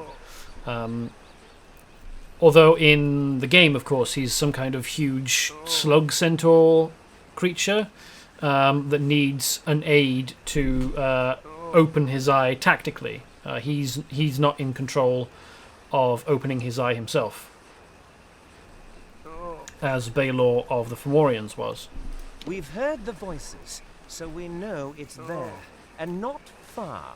Our orders were to survey, though. We're to avoid it if we can. There's something about the water in this swamp. Every year, Banshane and Mergen come swarming back, and every year, hordes of new Mergen pour out. Right, so it's the spawning Shudder area just thinking about it. of the Banshee and the Mergen here. I had resigned myself to death before that final battle. When Balor fell, it was like being granted a new life, a new fate. Yep, I did that. That's my thing. I joined the Alfar army right before we took back Melcent Shear. Glorious battle. My captain fell during the siege, before Balor fell. Oh, that's a shame. Afterwards, I was promoted and put in charge of securing the road through the drowned forest. It's all these damn Mergen. We've arrived just in time for their spawning season. They're filling the swamp and tearing my men to pieces. I don't know how many Banshane are out there, but I venture it's more than one. If you could lend us a hand and destroy any Banshane you find, I'd be forever grateful. I mean, I don't like disturbing the ecology of an area, but there are other Banshee and other Mergen elsewhere, and I'm sure that the population will recover.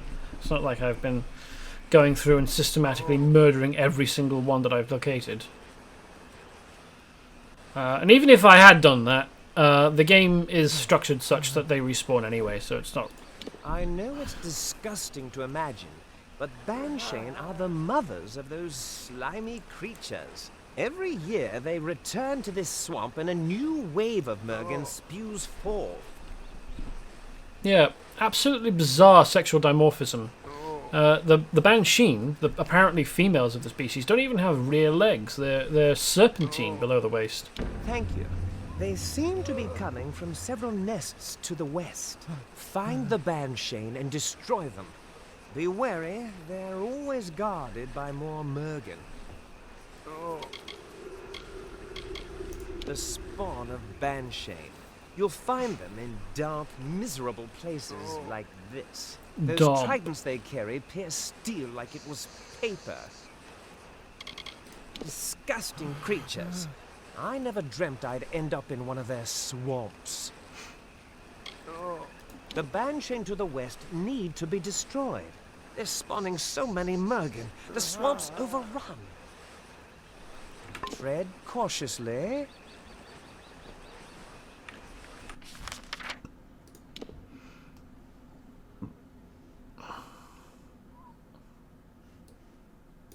So we've got 3 Banshee to defeat, it looks like.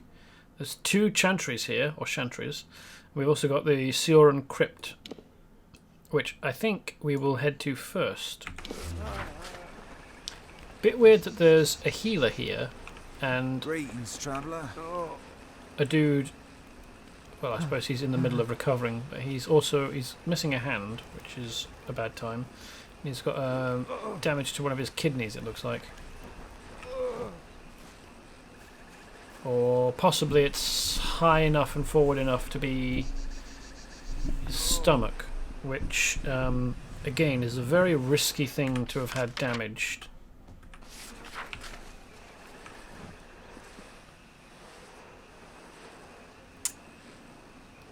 Very swampy though, very swamp looking. Do you like the bright glowing sort of peach coloured fungus?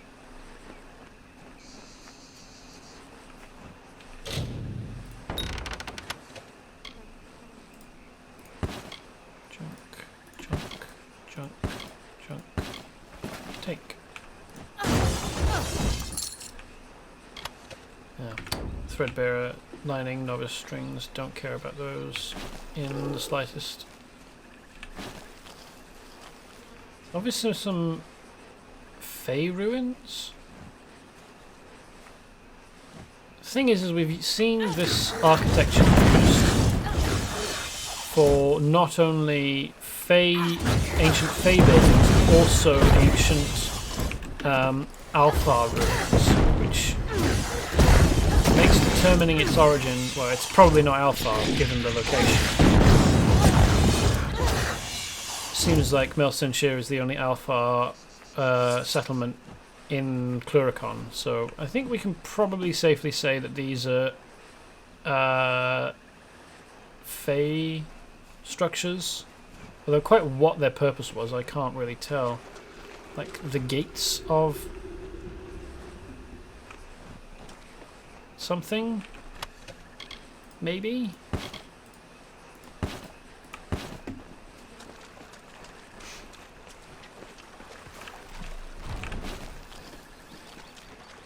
That sounds like a bog thrush. Yeah. There we go. Don't know where it's going. You don't usually see bog thrush travelling around. You usually see them staying put.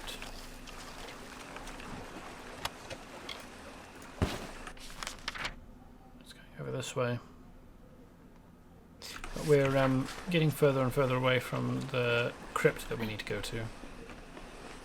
So let's head north. Stopping briefly to loot things that we see. I do like scarwood trees. They're kind of like chest-high trees with white blossoms. They're almost small enough to call bonsai trees.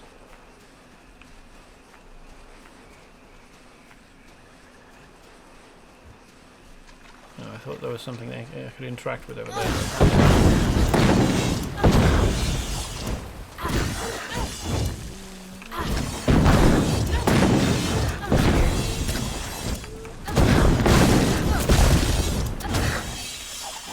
It's interesting that apparently the Mergen create their tridents, so not just tool use, but tool creation, so a series of tools. But they don't appear to have any other tools. evidence of any other tool use other than smithing the tridents and, like, you know, shaping the wood that makes up their hafts, I suppose. Oh, here we go. Another of these enormous steps up into this these citadels. In this case, well, it's coming to just about. It's just over the belly button, isn't it? It's like the base of the rib cage. But that's only because I'm partway down a slope, so this would actually probably be like mid-thigh. But still, like, not an easy thing to traverse when you're trying to... Hidden door, nice. To Sioran Crypt. I wonder if there's a way around this way. Because if this is a hidden door, you can't rely on every player, every build of player choice to have resulted in a high enough detect hidden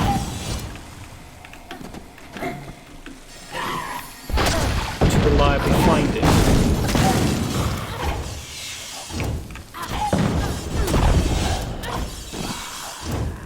Oh, was that all of them? Okay.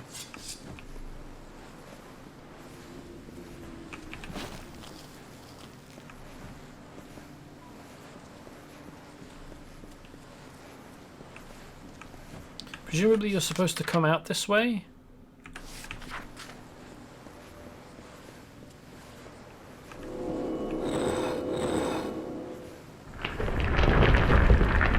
Let's open it.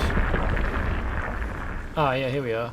Pull lever. That would have opened it from this side. And that's definitely going down, isn't it? So, presumably... a lot of twisting, thorny growths in the walls, isn't there? Presumably we'll be heading down here to find Kadarok.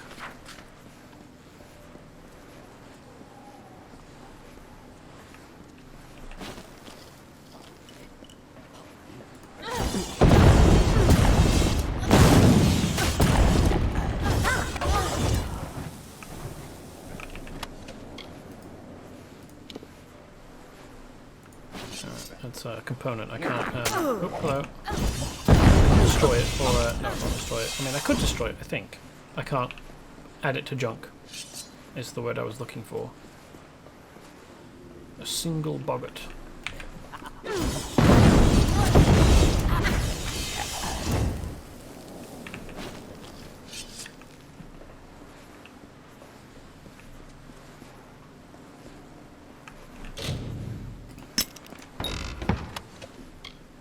Master Flamed Grip. I've been looking for something like that.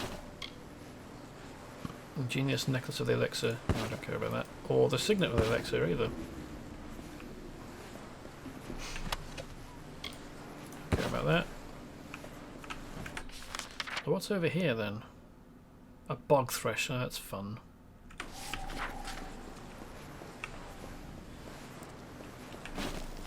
I realised that since I found the hidden door, I could have bypassed a bunch of this, but that's not how I play the game.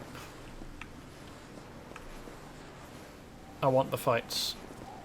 There's no way I can sneak up on that bog thresh, unfortunately.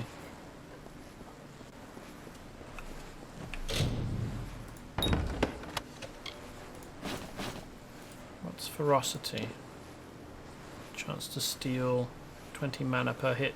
I'm not quite sure how stealing mana equates to ferocity, but okay.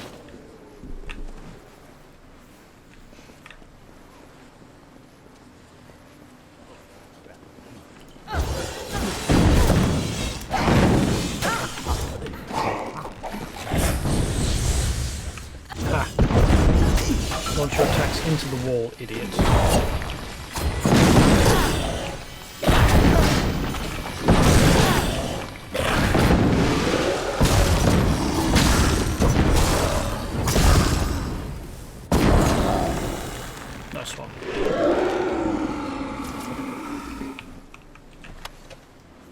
Ooh. character of the Precisionist. Damage with magic, chance to critical hit with magic. Okay, I don't care about that.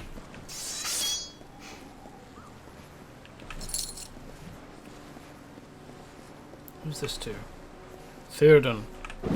Let's have Theoden's charge, shall we?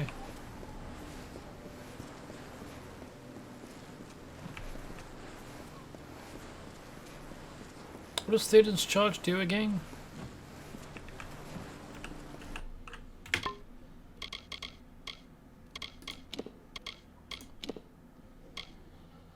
%20 damage. Nice.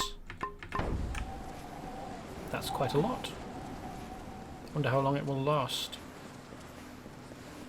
Seems like it's a couple of minutes, maybe? Enough time to get into a fight, at least, in here.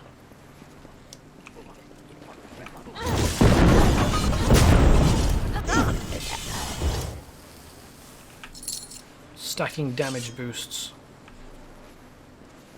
That's quite a recipe, eh?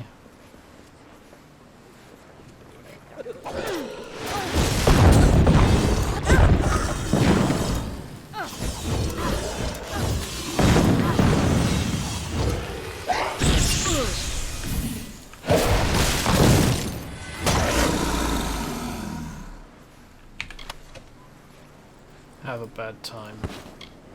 Infected fulcrum. Nice. It's poison, but that's fine. I feel like the buff from Furious Assault. Is it Furious Assault? Wrong button. Abilities. Battle Frenzy. I feel like that's not applying properly. Oops.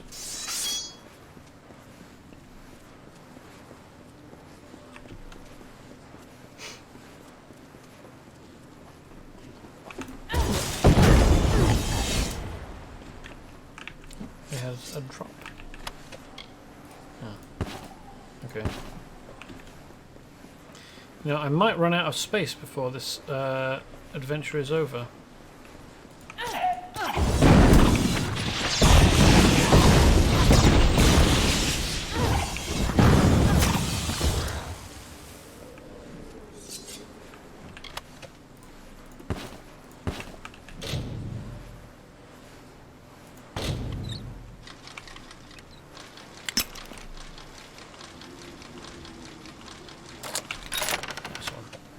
Oh, daggers of precision. That'll be chance to critical hit.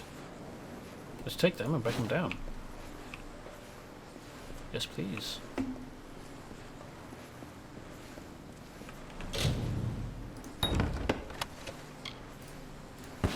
Chunk, chunk, and take.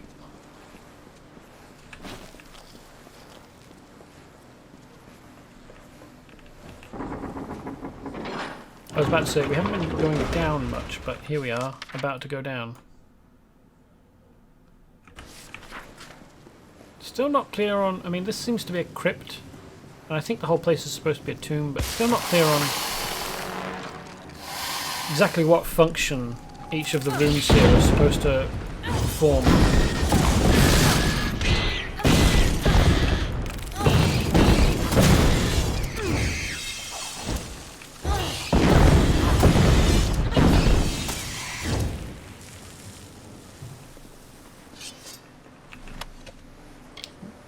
Master reinforced string, nice.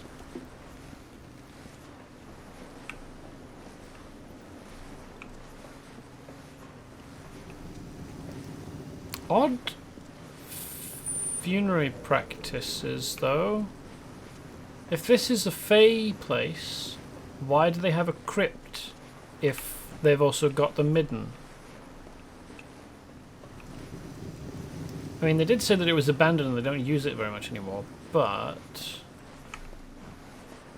this doesn't...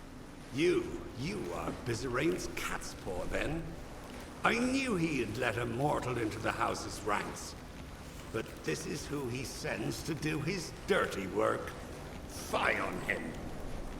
You may return me to the cycle, But if you ever see your master, tell him this. He will never get his hands on the Sorrows. All of us, will stop him.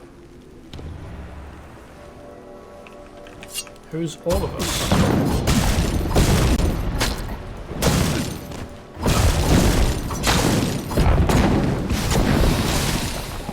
They're supposed to appear earlier in the fight.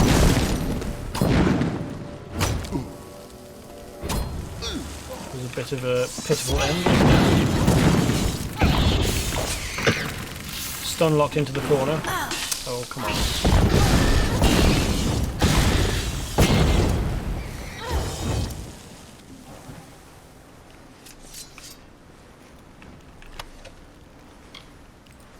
Ancient phylactery. Housed within this it's not diamond shaped. Diamond shaped black crystal sleeps. That's not a black crystal either, that's golden. Sleeps the spirit of a powerful mage slain in a single blow. Chance critical hit with magic. Critical hit damage with magic. I mean, okay, take it. Pick this open.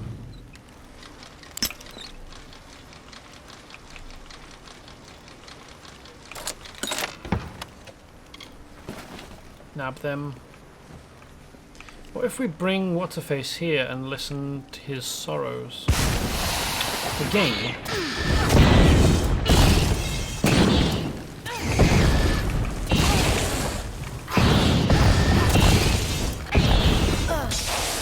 Nuts.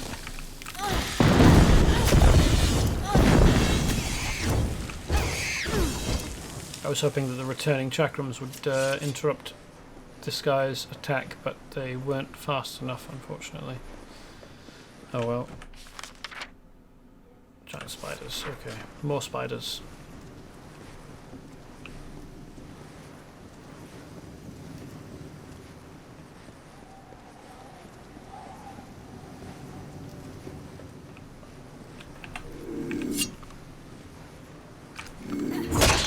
Stab.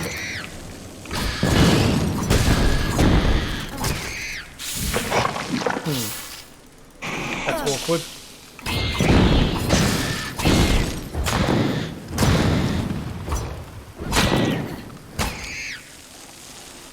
I was hoping that lunge would teleport me behind the spider before it got its attack off, but it launched a projectile that trapped me.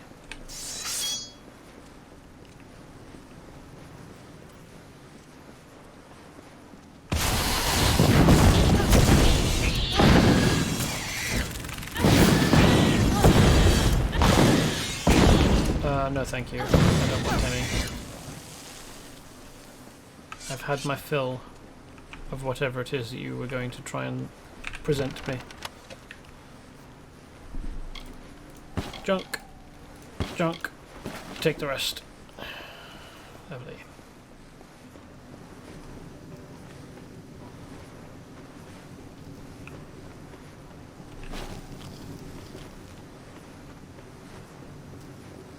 Maybe they were using this space as a crypt before the tree in the Midden was mature enough to hang things from. That's the only explanation I can think of, really.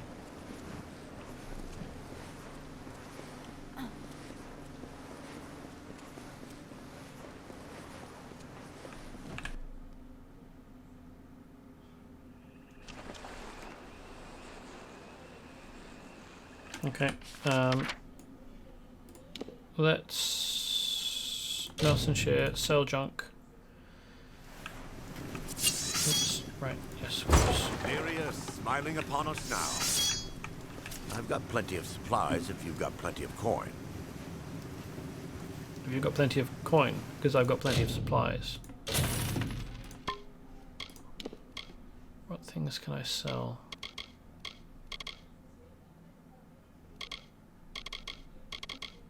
These are components, so they're not taking up space. I think the gems are taking up space, though. These are components, so they're not taking up space.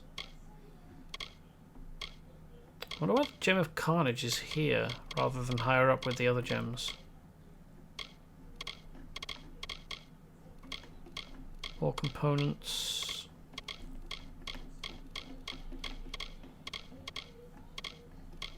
That won't be taking up space. A lot of stolen components, actually. I just haven't made use of.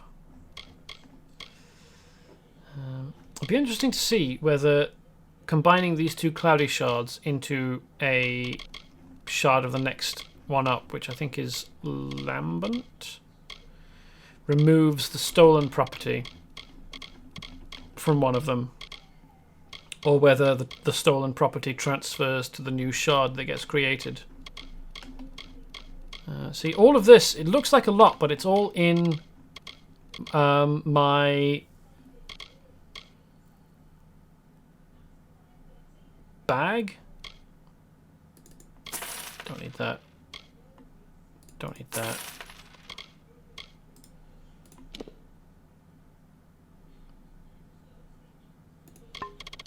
Don't need that.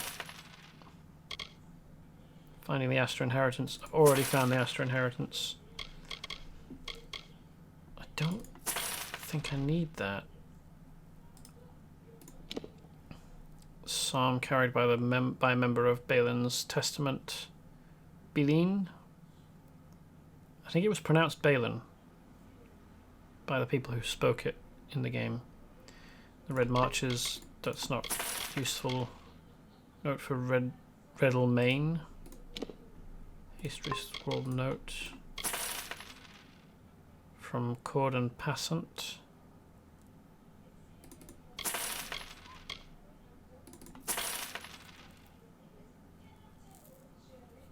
I suppose I've got the Freeman armbands taking up space, so I suppose I could go back to the Plains of Erethel to the dude, hand them in.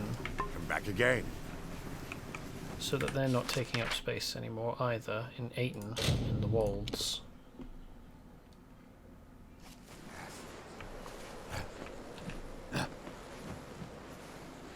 East of the Wolds, you'll find Talarain, a warren of old strongholds and ruins, and crawling with beasts. Fortunes can be had there for a lucky adventurer. Of course, the ruins have claimed more than a few lives. Why are you telling me? Also, interesting place to do sit-ups. So, not quite sure why you're doing sit-ups in the town square, why you're doing it in full armor, and why you're doing it now with a sword on your back. I mean, I can kind of maybe understand doing it in armor, maybe, if it's supposed to be training you to move in your armor so you get more used to it if you're not already used to it. But still, like, doing sit-ups is a thing to strengthen your core and your stamina. I don't see why you would need to do it whilst wearing armor. Oh well, never mind. Oh really? Someone finally answers to my posting? Well, do you have anything to turn in? Yep. Now that's what I like to see. Finally, those bandits will know what it's like to be preyed upon. Here's your gold. You earned it. Nice. Keep the peace. Didn't seem like that much gold, but oh well, whatever.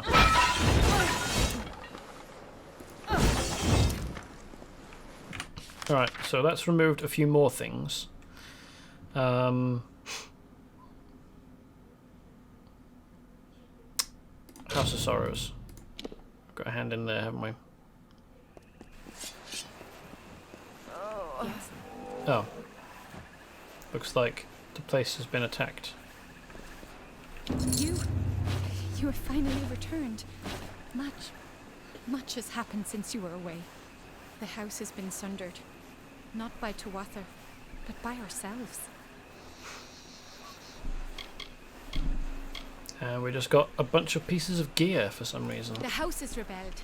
The other members of the house have marched against the Tuatha. I'm afraid they may have attacked Bizarane. I do not think he is dead, but we must see to him. Saturnin is watching us, I can sense it. If Bizerain is left undefended...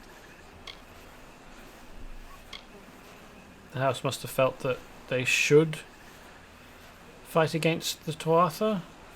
It would be difficult for you to understand, but many did not consider Bizerain the true king of our house. While many wanted to war with the Tuatha, Bizerain stayed our hands. And while our house collapsed around us, Bizerain did nothing. I will not lie. Though I see the value of your presence, many felt that bringing a mortal into our ranks crossed the line. With you, Bizerain made his final error. And he was just working to try and fix it. But before I turned up, he wasn't sure what he needed to do, because the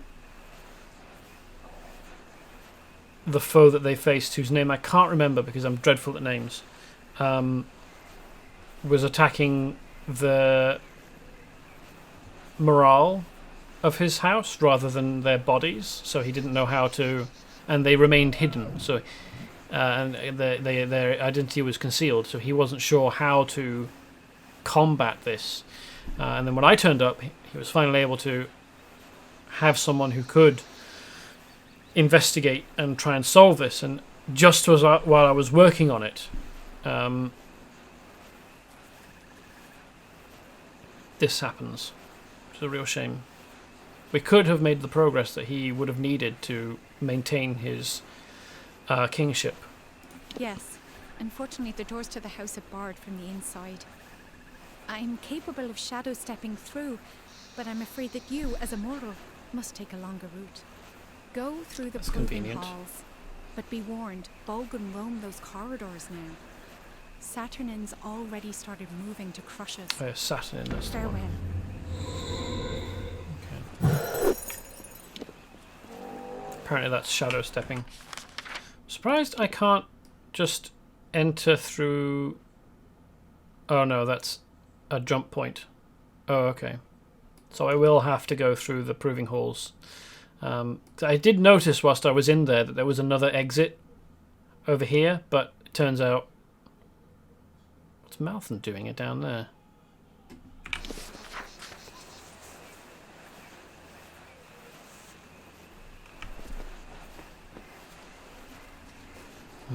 I no longer have that necklace, Heart of Sorrows, I think. Heartstone? I wonder whether I'm going to be allowed in. Maybe I need to be wearing the armor I just got given. Sandals of Sorrows, Gloves of Sorrows, Cowl of Sorrows. Oh, I don't have a Robe of Sorrow. That's interesting.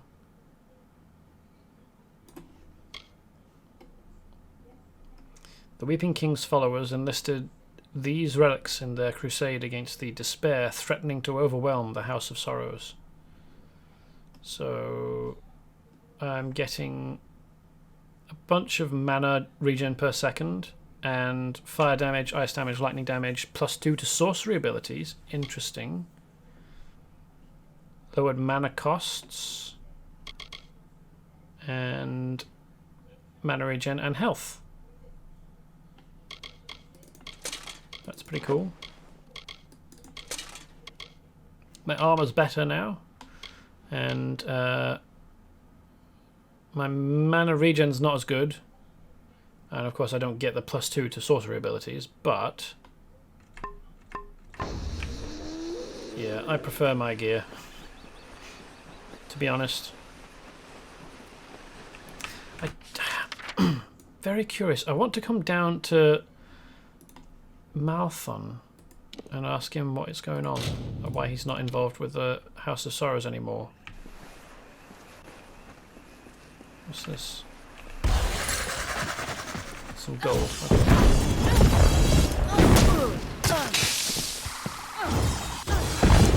Okay. Nice. Don't know how that missed, but I'll take it.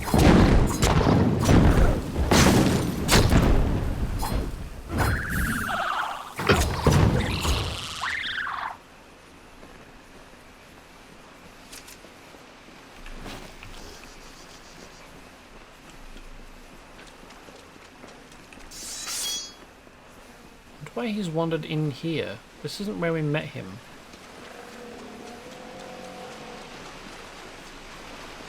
Unless this ends up being Saturnin. What's he doing meditating in a pool? Weirdo. The house has truly ended, whether there are survivors or not. Are we looking at the end of winter? I don't know. There's still Sidon. Why don't you go and join him? With the house gone, everything rests on him. Who else is suitable to lead our people? Who else is left? It has fallen. Not to Tuatha, not to mortals, but to rebellion among its own. There are wolves that harry their prey, and beasts that toy with their victims. But nothing in nature has the malice Saturnin bears. Yes, yes. Yeah, don't know what his deal is.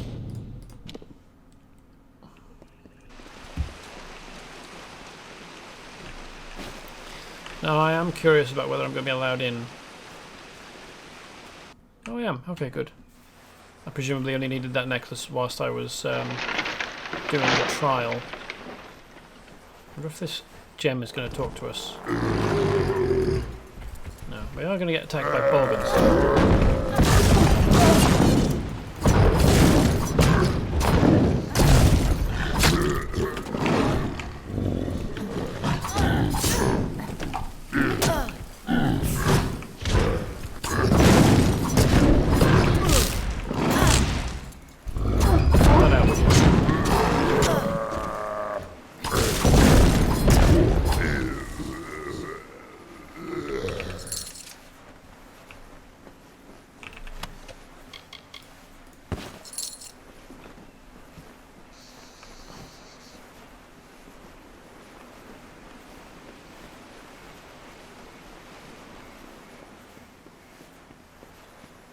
That's weird.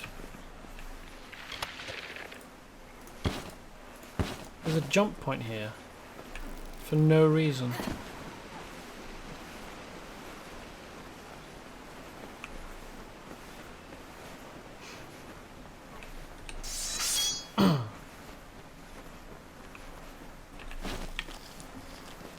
Making me run around the long way is probably going to end up with Bizarane dead. Stab! And maybe with the girl dead as well, although I don't think so. I think she becomes the queen? Well, that's just me hoping. I don't remember that at all.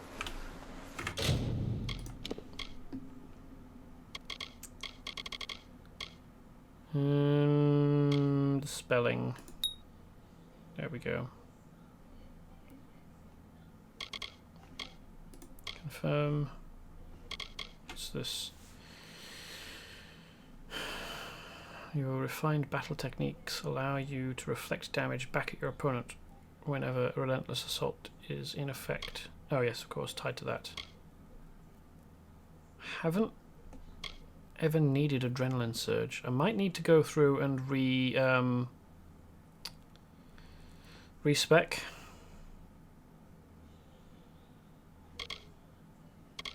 Again.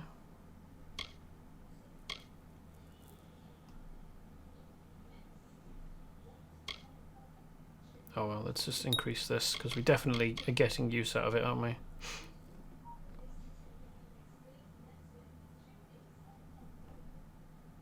Oh, okay, the buff lasts a bit longer. The higher up you go. Cool. What's this? Oh, it's tied to Shadow Flare, so it's probably not all that useful. Blade Honing.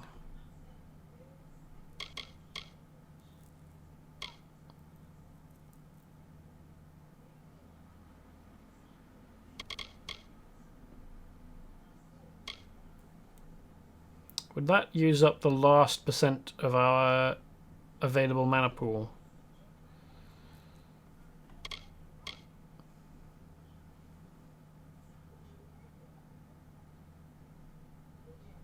So it's not just Shadow Flare. It's secret techniques enable you to extend the duration of all your poison and bleeding attacks. I don't think that I do much bleeding attack. Bleeding. I don't think that I tend to apply bleeding, but extending poison dead useful. Increases bleeding and poison effects by 20% and Shadow Flare damage by 10.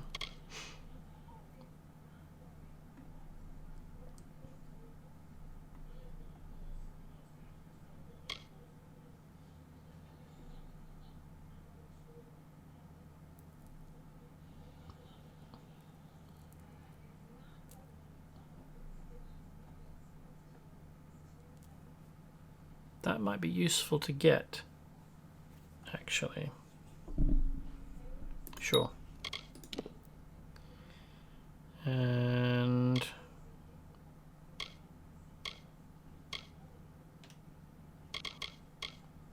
yeah, let's upgrade this.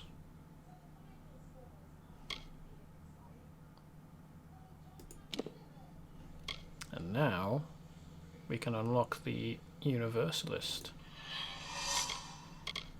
Huzzah! Very tasty.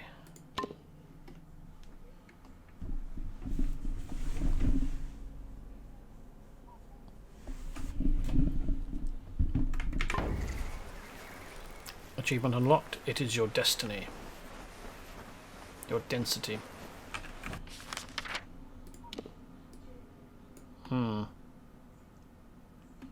Bit of a long run, interspersed with fights against Bogans and arcane barguests.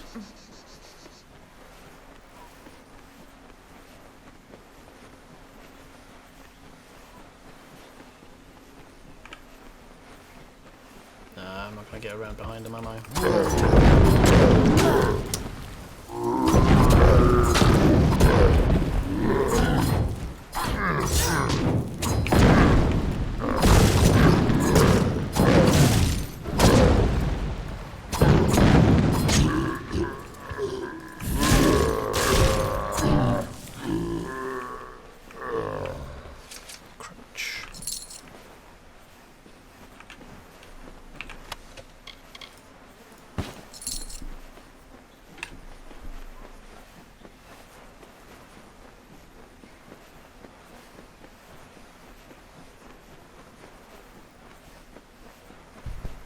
Oops.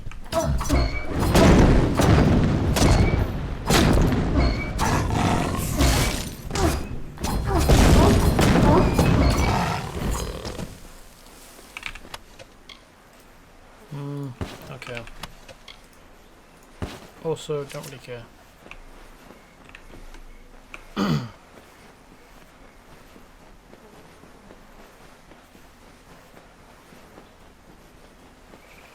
No, these Bogans are looking my way. There's no way I'm gonna get.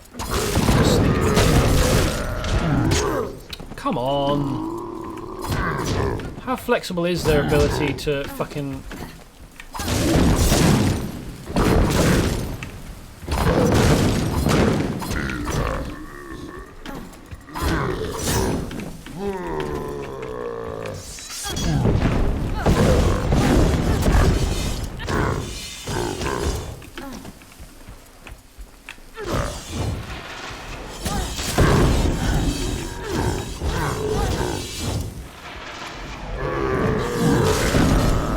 Haha, run into my spinning blades. Idiot. I'm glad I was actually able to have the time to charge up that attack. I don't usually.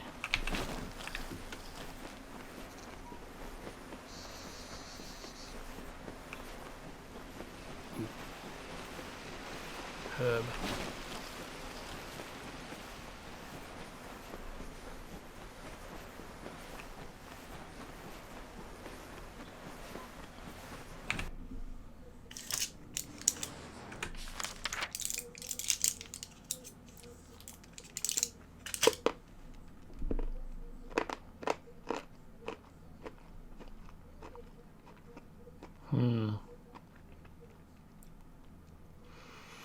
There isn't an arrow marker for Bizarane, which indicates to me that he is dead. I wonder why they ruined the place before they left. I wonder why they felt like that was necessary. On the other hand, I suppose they are elves of ruin, or Fae of ruin, so maybe it made sense. Oh, he is alive. Okay. Bizarane is safe. By the Weeping King, we might be thankful for something today. The rebels were angry without doubt. They must have done this as a last act before heading south. I know little of the rest. You will have to ask Bizarane. Farewell. Fair enough. Let's do that. Speak. You have arrived as Tybri said you would. It is good that you were able to get through the proving halls unscathed. But there are greater events at work here. The house may have breathed its last. He has wreaked havoc within the house and loosed horrors that none of us dare witness a second time. He is our foe, and he must be stopped. I went south, probably into the Keening then. The rebels have begun a march of folly to make war on the Tuatha. As they said, they are rallying at a fortress called the Fallen Hall. I sought to stay them. They ignored me. I sought to warn them. They paid no heed. For them, the war started when I became the King of Sorrows. And now, my reign ends. Saturnin wants this, mortal. Without leadership, the rebels will be easily picked off. And so it falls to you and Tybri to save them. If they want to fight against the Tuatha, why don't they go and join Sidon? That's his express stated goal. Years ago, the House of Sorrows and the Tuatha made a pact of necessity. The house would remain free of the Tuatha, but could not interfere with their war. In addition, the Tuatha demanded we appoint a more amiable king, one who would uphold the pact. And so I was named. I became the face of our submission, and when Saturnin led the Tuatha to fight us, the house had no reason left to heed me.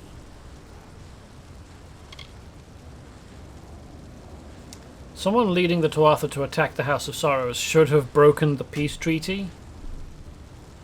I don't know why you didn't respond, but okay. Saturnin has made a miscalculation in moving to kill these rebels. Namely, he did not foresee you. Nobody does. We must exploit this fact. Saturnin will have to reveal himself in some form. Go south and learn all you can from him. Kill him if possible. I have instructed Tybri to assist you as best she can, but she is not as suited to this work as you, mortal. Nobody is. Look after her. In fairness. The Fallen Halls has been added to my map. That's discovered the Keening as well, hasn't it?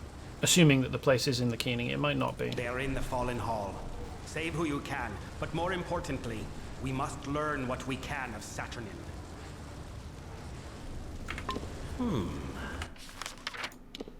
Yeah, there we go, the Keening. As I thought. Didn't think it would be in the Khalid Coast. Or Khalid Coast.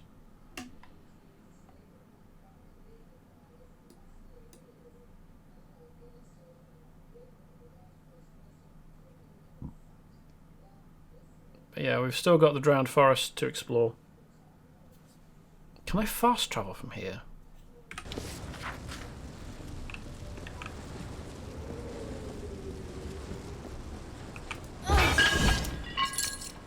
Nice.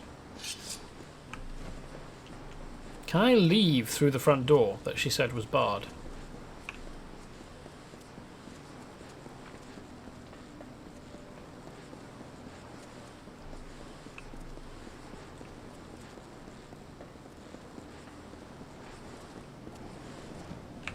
Yes. Okay. I don't know why she couldn't shadow step through the door and then unblock it. I can traverse that perfectly fine. Okay. Sure. Alpha camp. So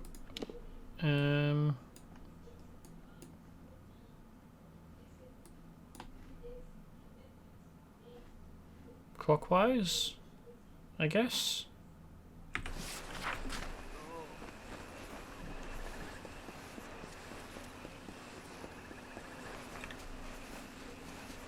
Defeat things as I meet them.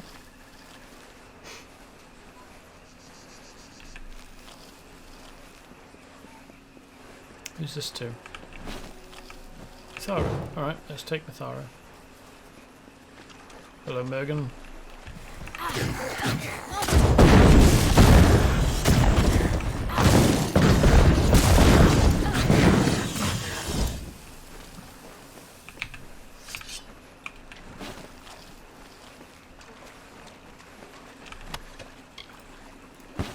King's Ring will just add health on it, which I don't really care about.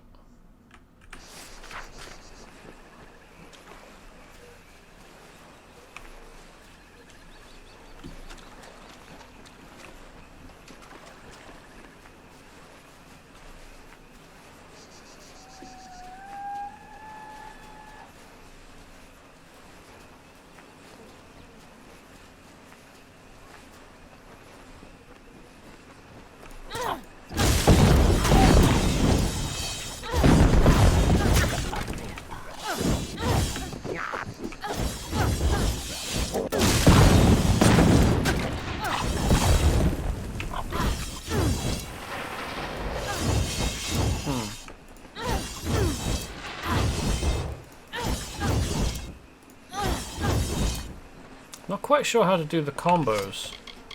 I did do them just now by accident. Like there was the thingy retreat. Didn't charge, nice. Extra damage. And an orbit thing. No. Status. No. Moves, there we go. Don't care. Don't care. Don't care. Don't care. Don't care. Don't know why this resets the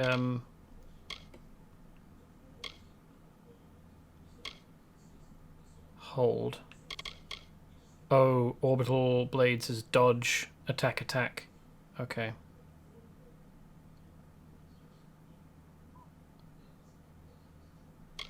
And elemental escape is attack, pause, attack. Okay. I'm never going to remember that. Huh. That's going to be a bit tricky, given that holding shield up is E and interact is F, but okay.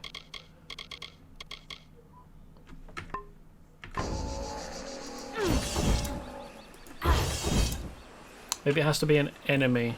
Faithful, child of dust is here for death. Grant their pitiful wish. Oh, I can hear them Watches over through here. and blesses you with her unyielding reign. No longer shall we tolerate the mortals and the violence.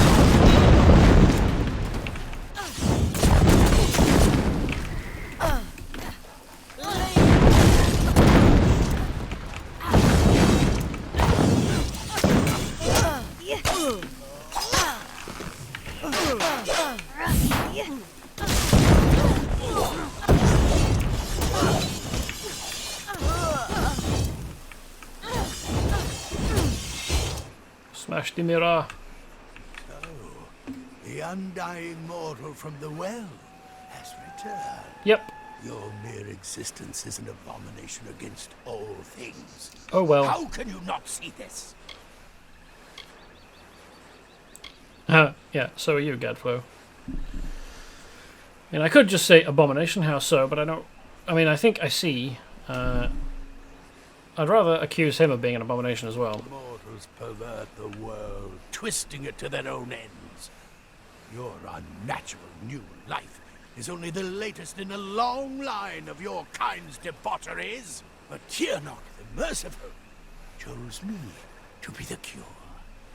My army is the wildfire that will clear the land of you and your kind.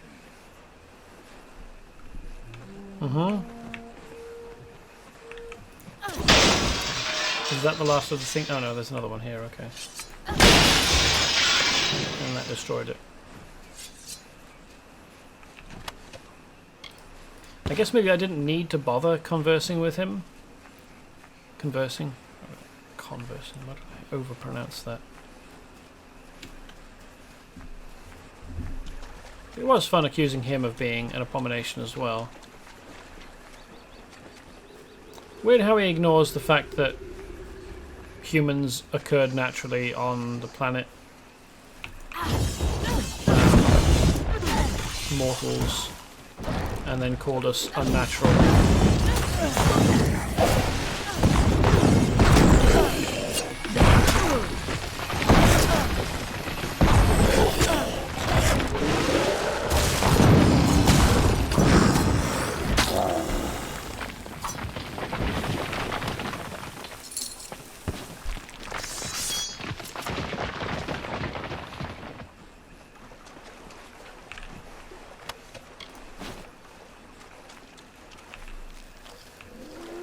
That's weird. Black Kahosh under the water. Another bog thrush. Great.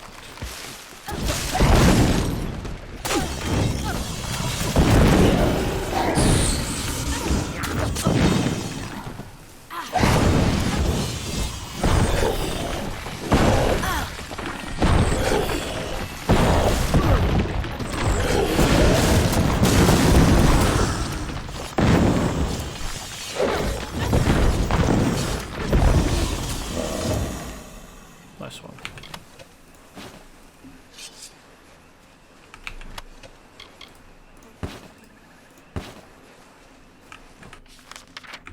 Yeah, let's continue along this way until we get to the edge of the zone.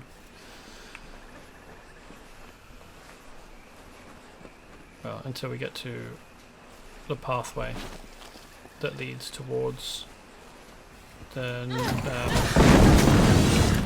Canyon Coast. Yes.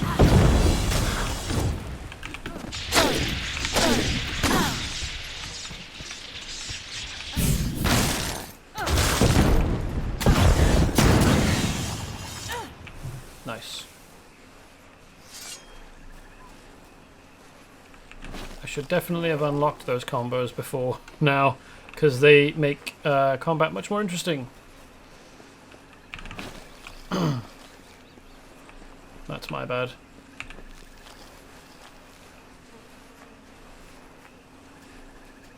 Sprites.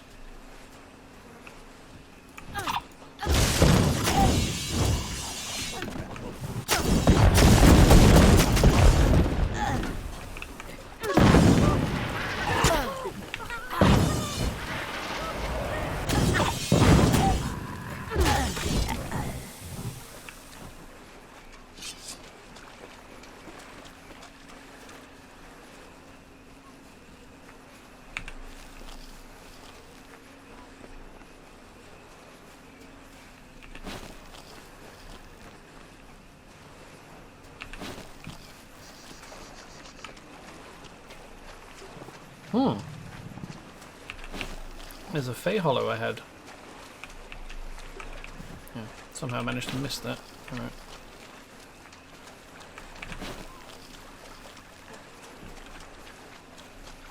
Morgan.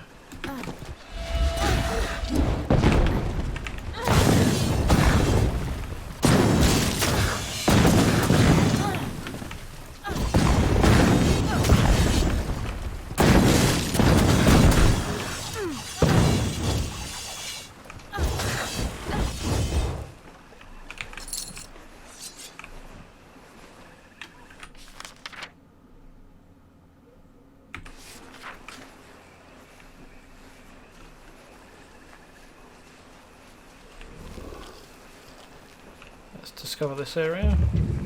Sanctuary Grotto. Okay. This is probably some spawning Mergen. Yeah, Banshee. Oops. that we need to defeat. How's it going, chaps?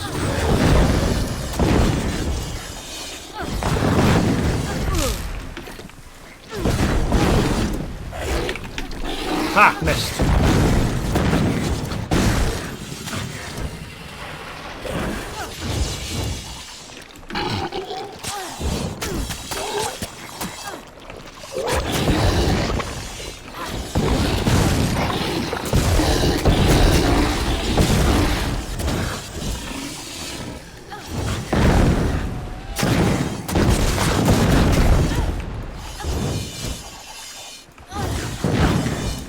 Easy enough. Usually Banshee are a bit of a pain in the arse.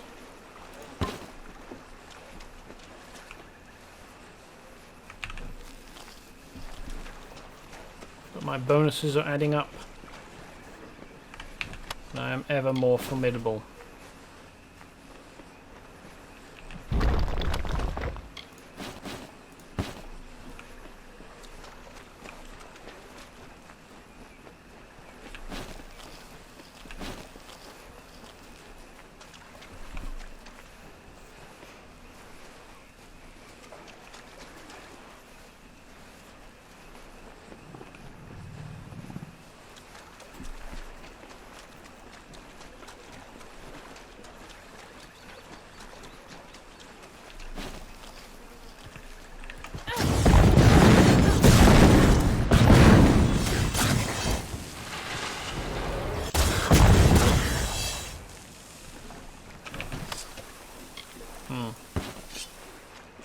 No Banshee. Oh well. Oops, no, I didn't want to do that. I wanted to add it to junk. There we go.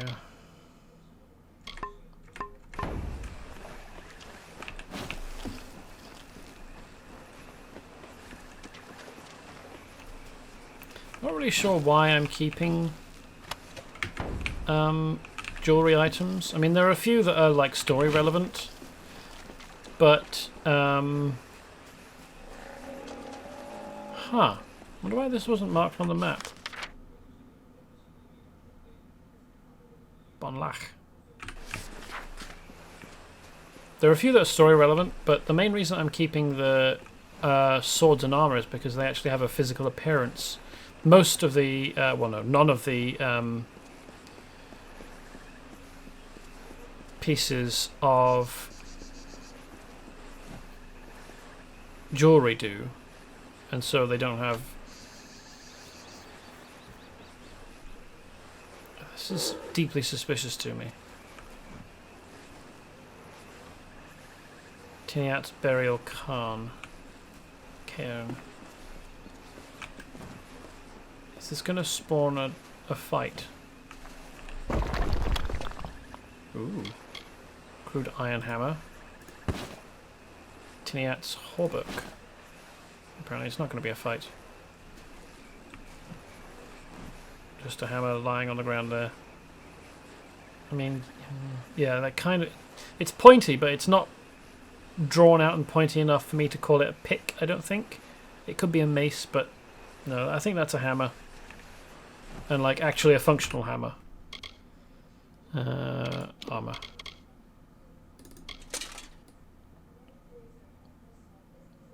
That's interesting. Looks like... Oh no, that's probably not scale mail. That's probably chain mail. Chain links under here. This stuff seems quite good, actually. Melee block efficiency, fire damage, health regen per sec. Tiniat, a battle priest of Vrekor, drew fire from the earth and air to rend his enemies and mend his wounds. +1 to might, +1 to finesse, +1 to sorcery. Nice. Damage resistance, damage plus 10% status effect durations. I don't know that I'm actually going to find the rest of Tiniat's pieces, but the chest seems pretty good and the set bonuses seem cool. I mean, this is a lot of stuff for a gold piece to be doing. We don't usually see that. We usually see just 1 or 2 items that it might be doing.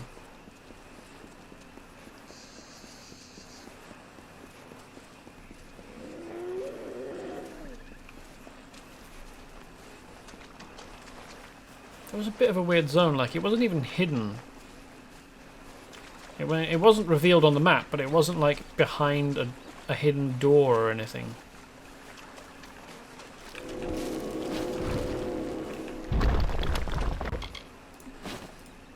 Don't think I need a Master Trickster's Draft. What's this?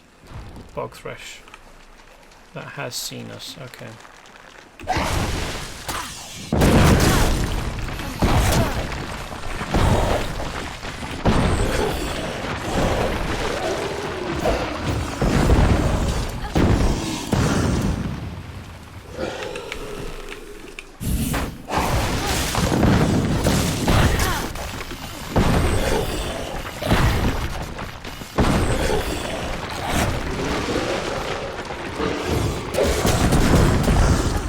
Juggled.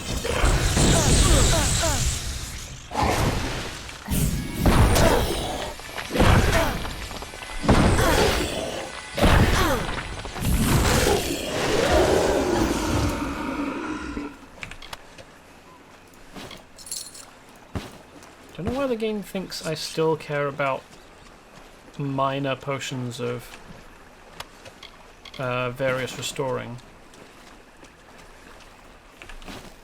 Because I don't. Is this a patrolling Bog Thresh? Yeah, it seems like it. This is the one we saw before. It's going at a fair old clip, isn't it?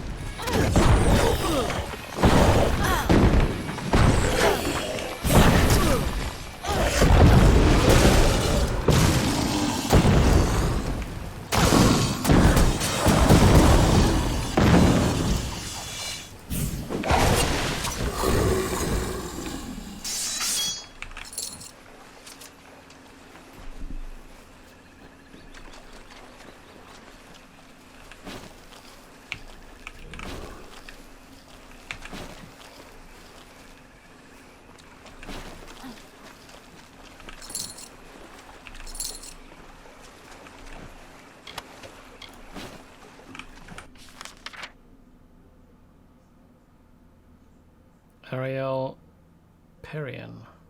Okay. Let's go and talk to them, I guess. I bet wading through all of this knee-high or chest-high robe of the seasons water in plate boots and leather is a really wonderful experience, isn't it? Particularly as it seems to be quite a swampy, warm environment.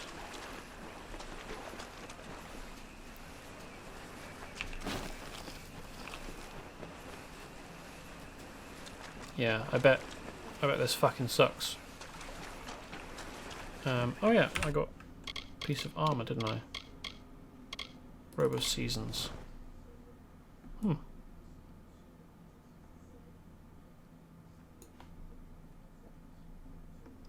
These garments are all that remains of mystical summer fae House of Seasons.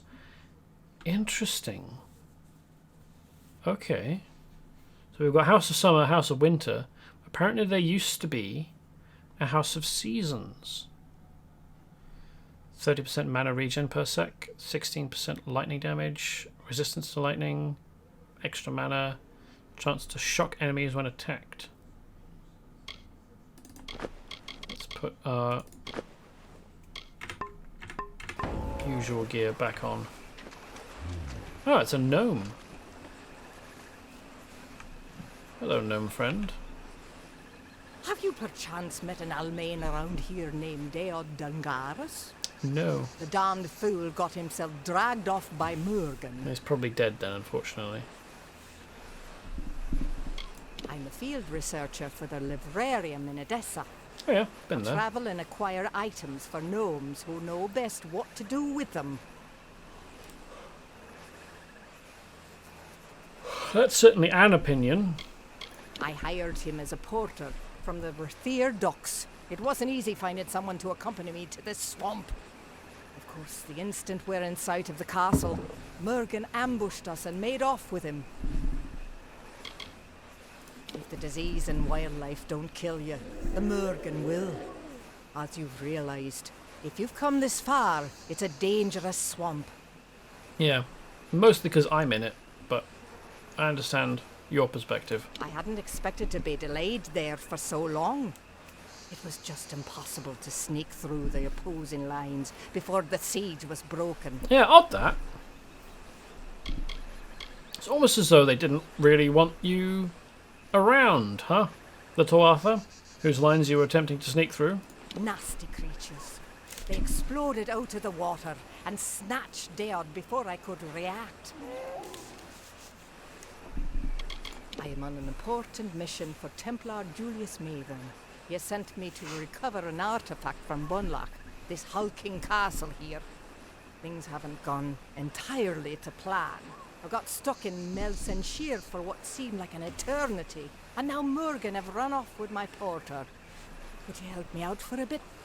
I'll pay you for your time. Sure. Bunlock, as far as I could tell from the outside, the brief look at it that I got, didn't seem to be hulking, in my opinion. It seemed like it was a small, square keep. Tower, almost, really. I'm afraid I don't know the exact details. Only that it is small and easy to carry. It must have been built by fools, constructed right in the middle of a Morgan breeding ground. Didn't take long for the Morgan to move in and make a feast of the original owners. Sure. Great. First, please retrieve my pack from those Morgan. Deod was carrying it when he was captured, and it contains the key to the castle. How? I'll meet you at the entrance to Bunlock once you've retrieved it. How did a gnome in Edessa get the key to a castle in Cluricon, first of all? How did he know that there was anything of value in Bunlock? Why did he send so few people? Julius Maven sounds like a mysterious weirdo. My employer is a collector of ancient artifacts. He's very secretive and keeps to himself. But I suspect he is seeking something specific. No one has lived there for centuries. Not surprising since it was built in the middle of Morgan breeding grounds. Deod was carrying it when the Morgan grabbed him. They dragged him off to the north. Alright, I guess we're going to meet her outside the amazing that I'm able to sneak through water like that.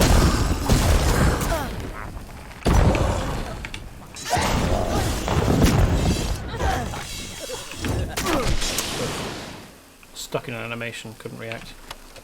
Hate it when that happens.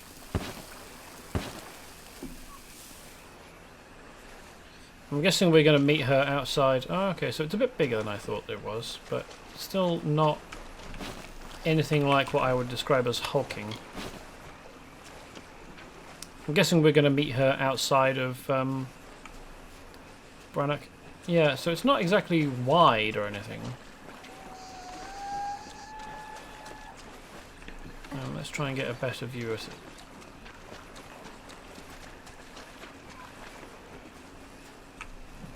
My first view of it was basically this, which made me think that it was kind of just a small square keep, like sort of a tower keep. Yeah, there she is. We're going to meet her outside Bonlach.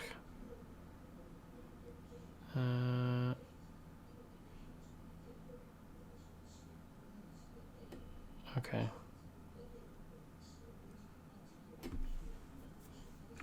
Well, we've probably got time to do all of these areas, actually.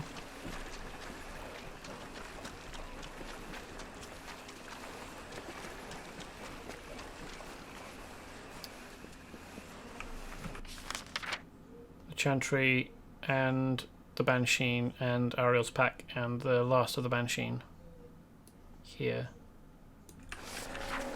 I don't imagine that will take that long. I mean, we are at 3 hours now. But I don't mind going over by a few minutes, and I don't imagine it will take much longer than that. Mortals stole the secrets of magic, and now they come to take our land. No, the mortals didn't steal the secrets of magic, as far as I understand it.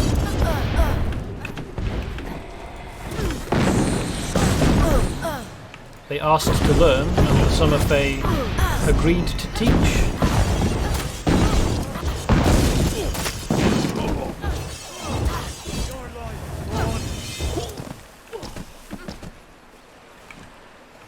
Oh, he's gonna talk no matter what, apparently. You struggle against the force of a simple army. How will you fare, I wonder, against the power of a god? I'll be fine. Only a fool denies the power they can feel. She's been speaking more and more, and she has such interesting things to say about you. Soon, Tiernach the Merciful will come to our world in person. Then we'll see whose life is a lie, and whose life is nothing but salt and cinders. Indeed we shall. The answer may surprise you. I knew the name of I recognized the voice. I just couldn't remember the name of the guy who was voicing Gadflow. And it's Jim Cummings. I just looked it up. He's done loads and loads of voice acting work. Mostly, well, I mostly know him from cartoons in the 90s. He's done a bunch of voices for things like Earthworm Jim and Extreme Ghostbusters, and I think DuckTales, and like all of that good stuff.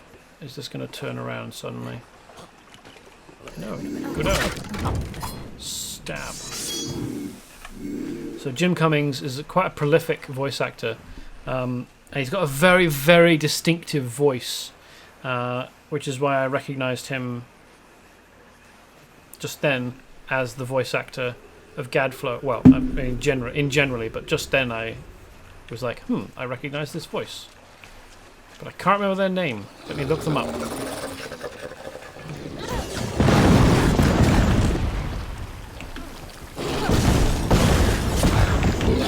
Ha, missed.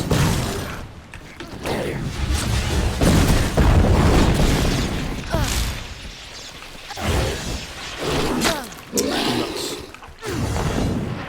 Alright, let's go.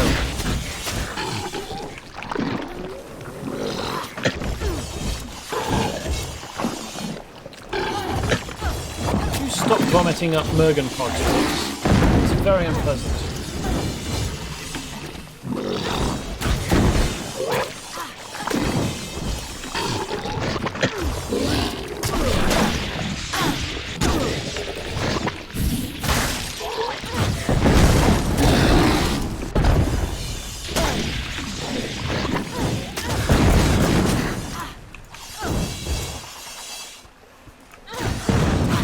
That just spawned ignored me or didn't notice me. I mean, in fairness, he did just hatch, I think, and pop out of an egg sack. But a bit weird that he didn't notice me until he'd wandered off a little bit and then turned around. So yeah, Jim Cummings, very, very distinctive voice, and I keep forgetting his name because I'm rubbish at names, but Ariel's pack. There we go. I wonder where the poor... Oh, there he is. Dead. That's where the poor bugger is. I've also noticed Jim Cummings voicing a character in Star Wars: The Old Republic. He voices a character on one of the starting zones, the starting zone for smugglers and well, the non-force users, basically. Smugglers and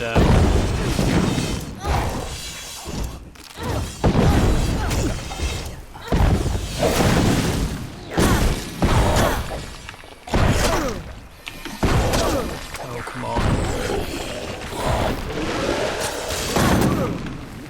Cut that out.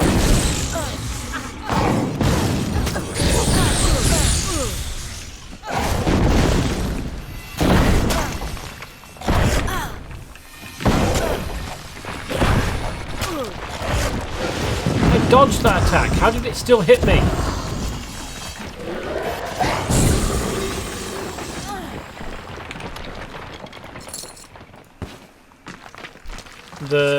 So Jim Cummings voices the name gives the voice to a character who is a sergeant or something in one of the starting zones, the non-force user starting zone, on a beach near a disabled transport. If you've played it, you'll probably be able to find him.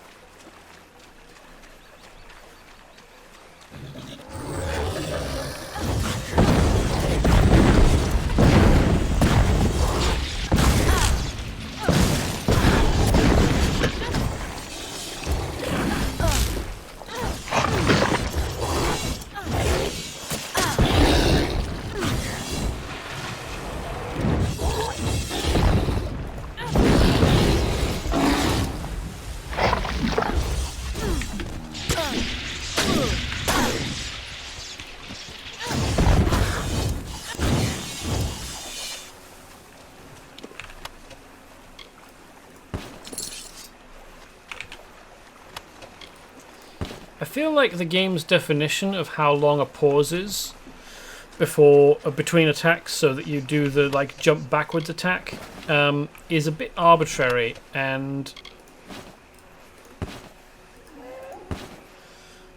doesn't really make any sense to me. The High King Mathon ruled the bleak, silent fields of Wintertide. He kept the season as it should be. Blizzards howling, the skies filled with snow in the gloom of a long night. He purified the land under a white blanket and allowed death to end the slow decay of autumn. The woods paid homage in leaves. The waters paused at his arrival. The world revered him in a barren stillness.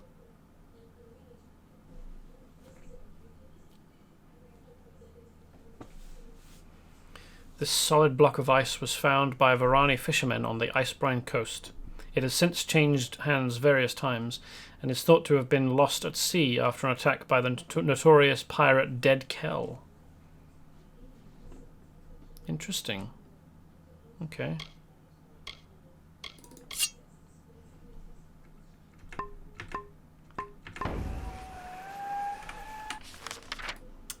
So that's... I haven't discovered the Keep of Bonlac. Okay. Let's run over there, hand that in, and then go to the camp and hand in the Kilmergan and Bansheen quests. And then we'll call it.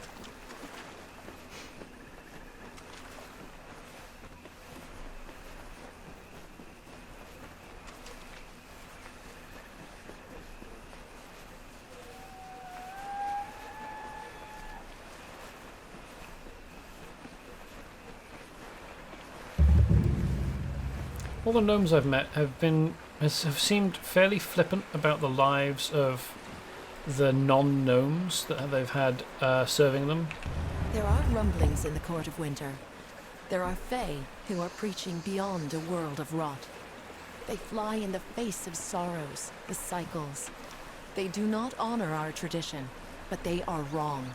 There is no winter without death. There is no growth without decay. Indeed. Excellent. You found my pack, and the key to Bonlock. It's still here. Good. Now we just need to find that artifact. A shame about poor Deod. He was a steadfast worker, and I never heard a complaint out of him. Oh well, these things happen. I'll meet you inside, and we'll begin our search for the artifact. I was about to say, and not a mention of Deod, and then she did mention him and said it's a shame. But then she was flippant. She was right back to being flippant about him. So, cool. Thanks, Ariel. Definitely think that you care. Heading to Bonlock with the key to unlock the door. Meet me inside and we'll search for the artifact together. Okay, we'll do that next time. Now, fast travel Alfar camp. You there! The Prisoner Mergen favors. numbers have already decreased. Thank you. Now we can press forward and drive the damned Tuatha back into their hole. Take this. It's not much, but I hope it helps somehow. Tread cautiously. I completely understand that he's extremely limited in means at the moment. One thing I have noticed is, well, first of all, he's got a tiny force here. Maybe this is supposed to be representative of a slightly larger force, and they just aren't showing it because economy of size is a thing in the game. But on the other hand,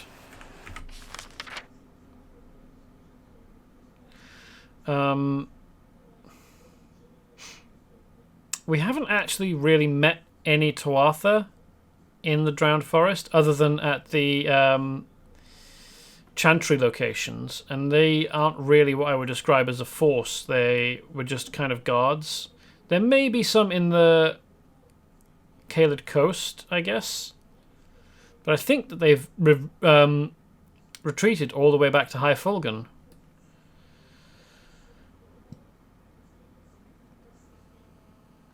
Notice also that these areas are much smaller than the areas elsewhere in the game. They were obviously rushing by the time they got to Alabastra. Just following this riven path, looks like it comes out of the Keening rather than being from further down. So it looks like it goes around here rather than from down here, which is interesting. We'll find out what's going on in the Keening next time. Well, firstly, what we'll do is Bonlock next time, and then go across to the Keening, I think. And at some point visit Sanctuary Grotto as well, I suppose, because we haven't been given a quest to go in there. Which means it's just a place to explore, I guess. But yes, so that's all for today. I should be back on Wednesday, barring illness or something else beyond my control. So I currently planning to be back Wednesday, 8 PM GMT, roughly, maybe quarter past, or 10 past or 20 past, around 8 PM. When I shall, as I said, be going into Bonlock and into this hollow, the Sanctuary Grotto, and across into the Keening, and generally kicking Tuatha arse. I hope you've enjoyed. I hope you feel like coming back, and I hope to see you again. And until I see you, whenever that happens to be, I hope you have a nice time. Goodbye.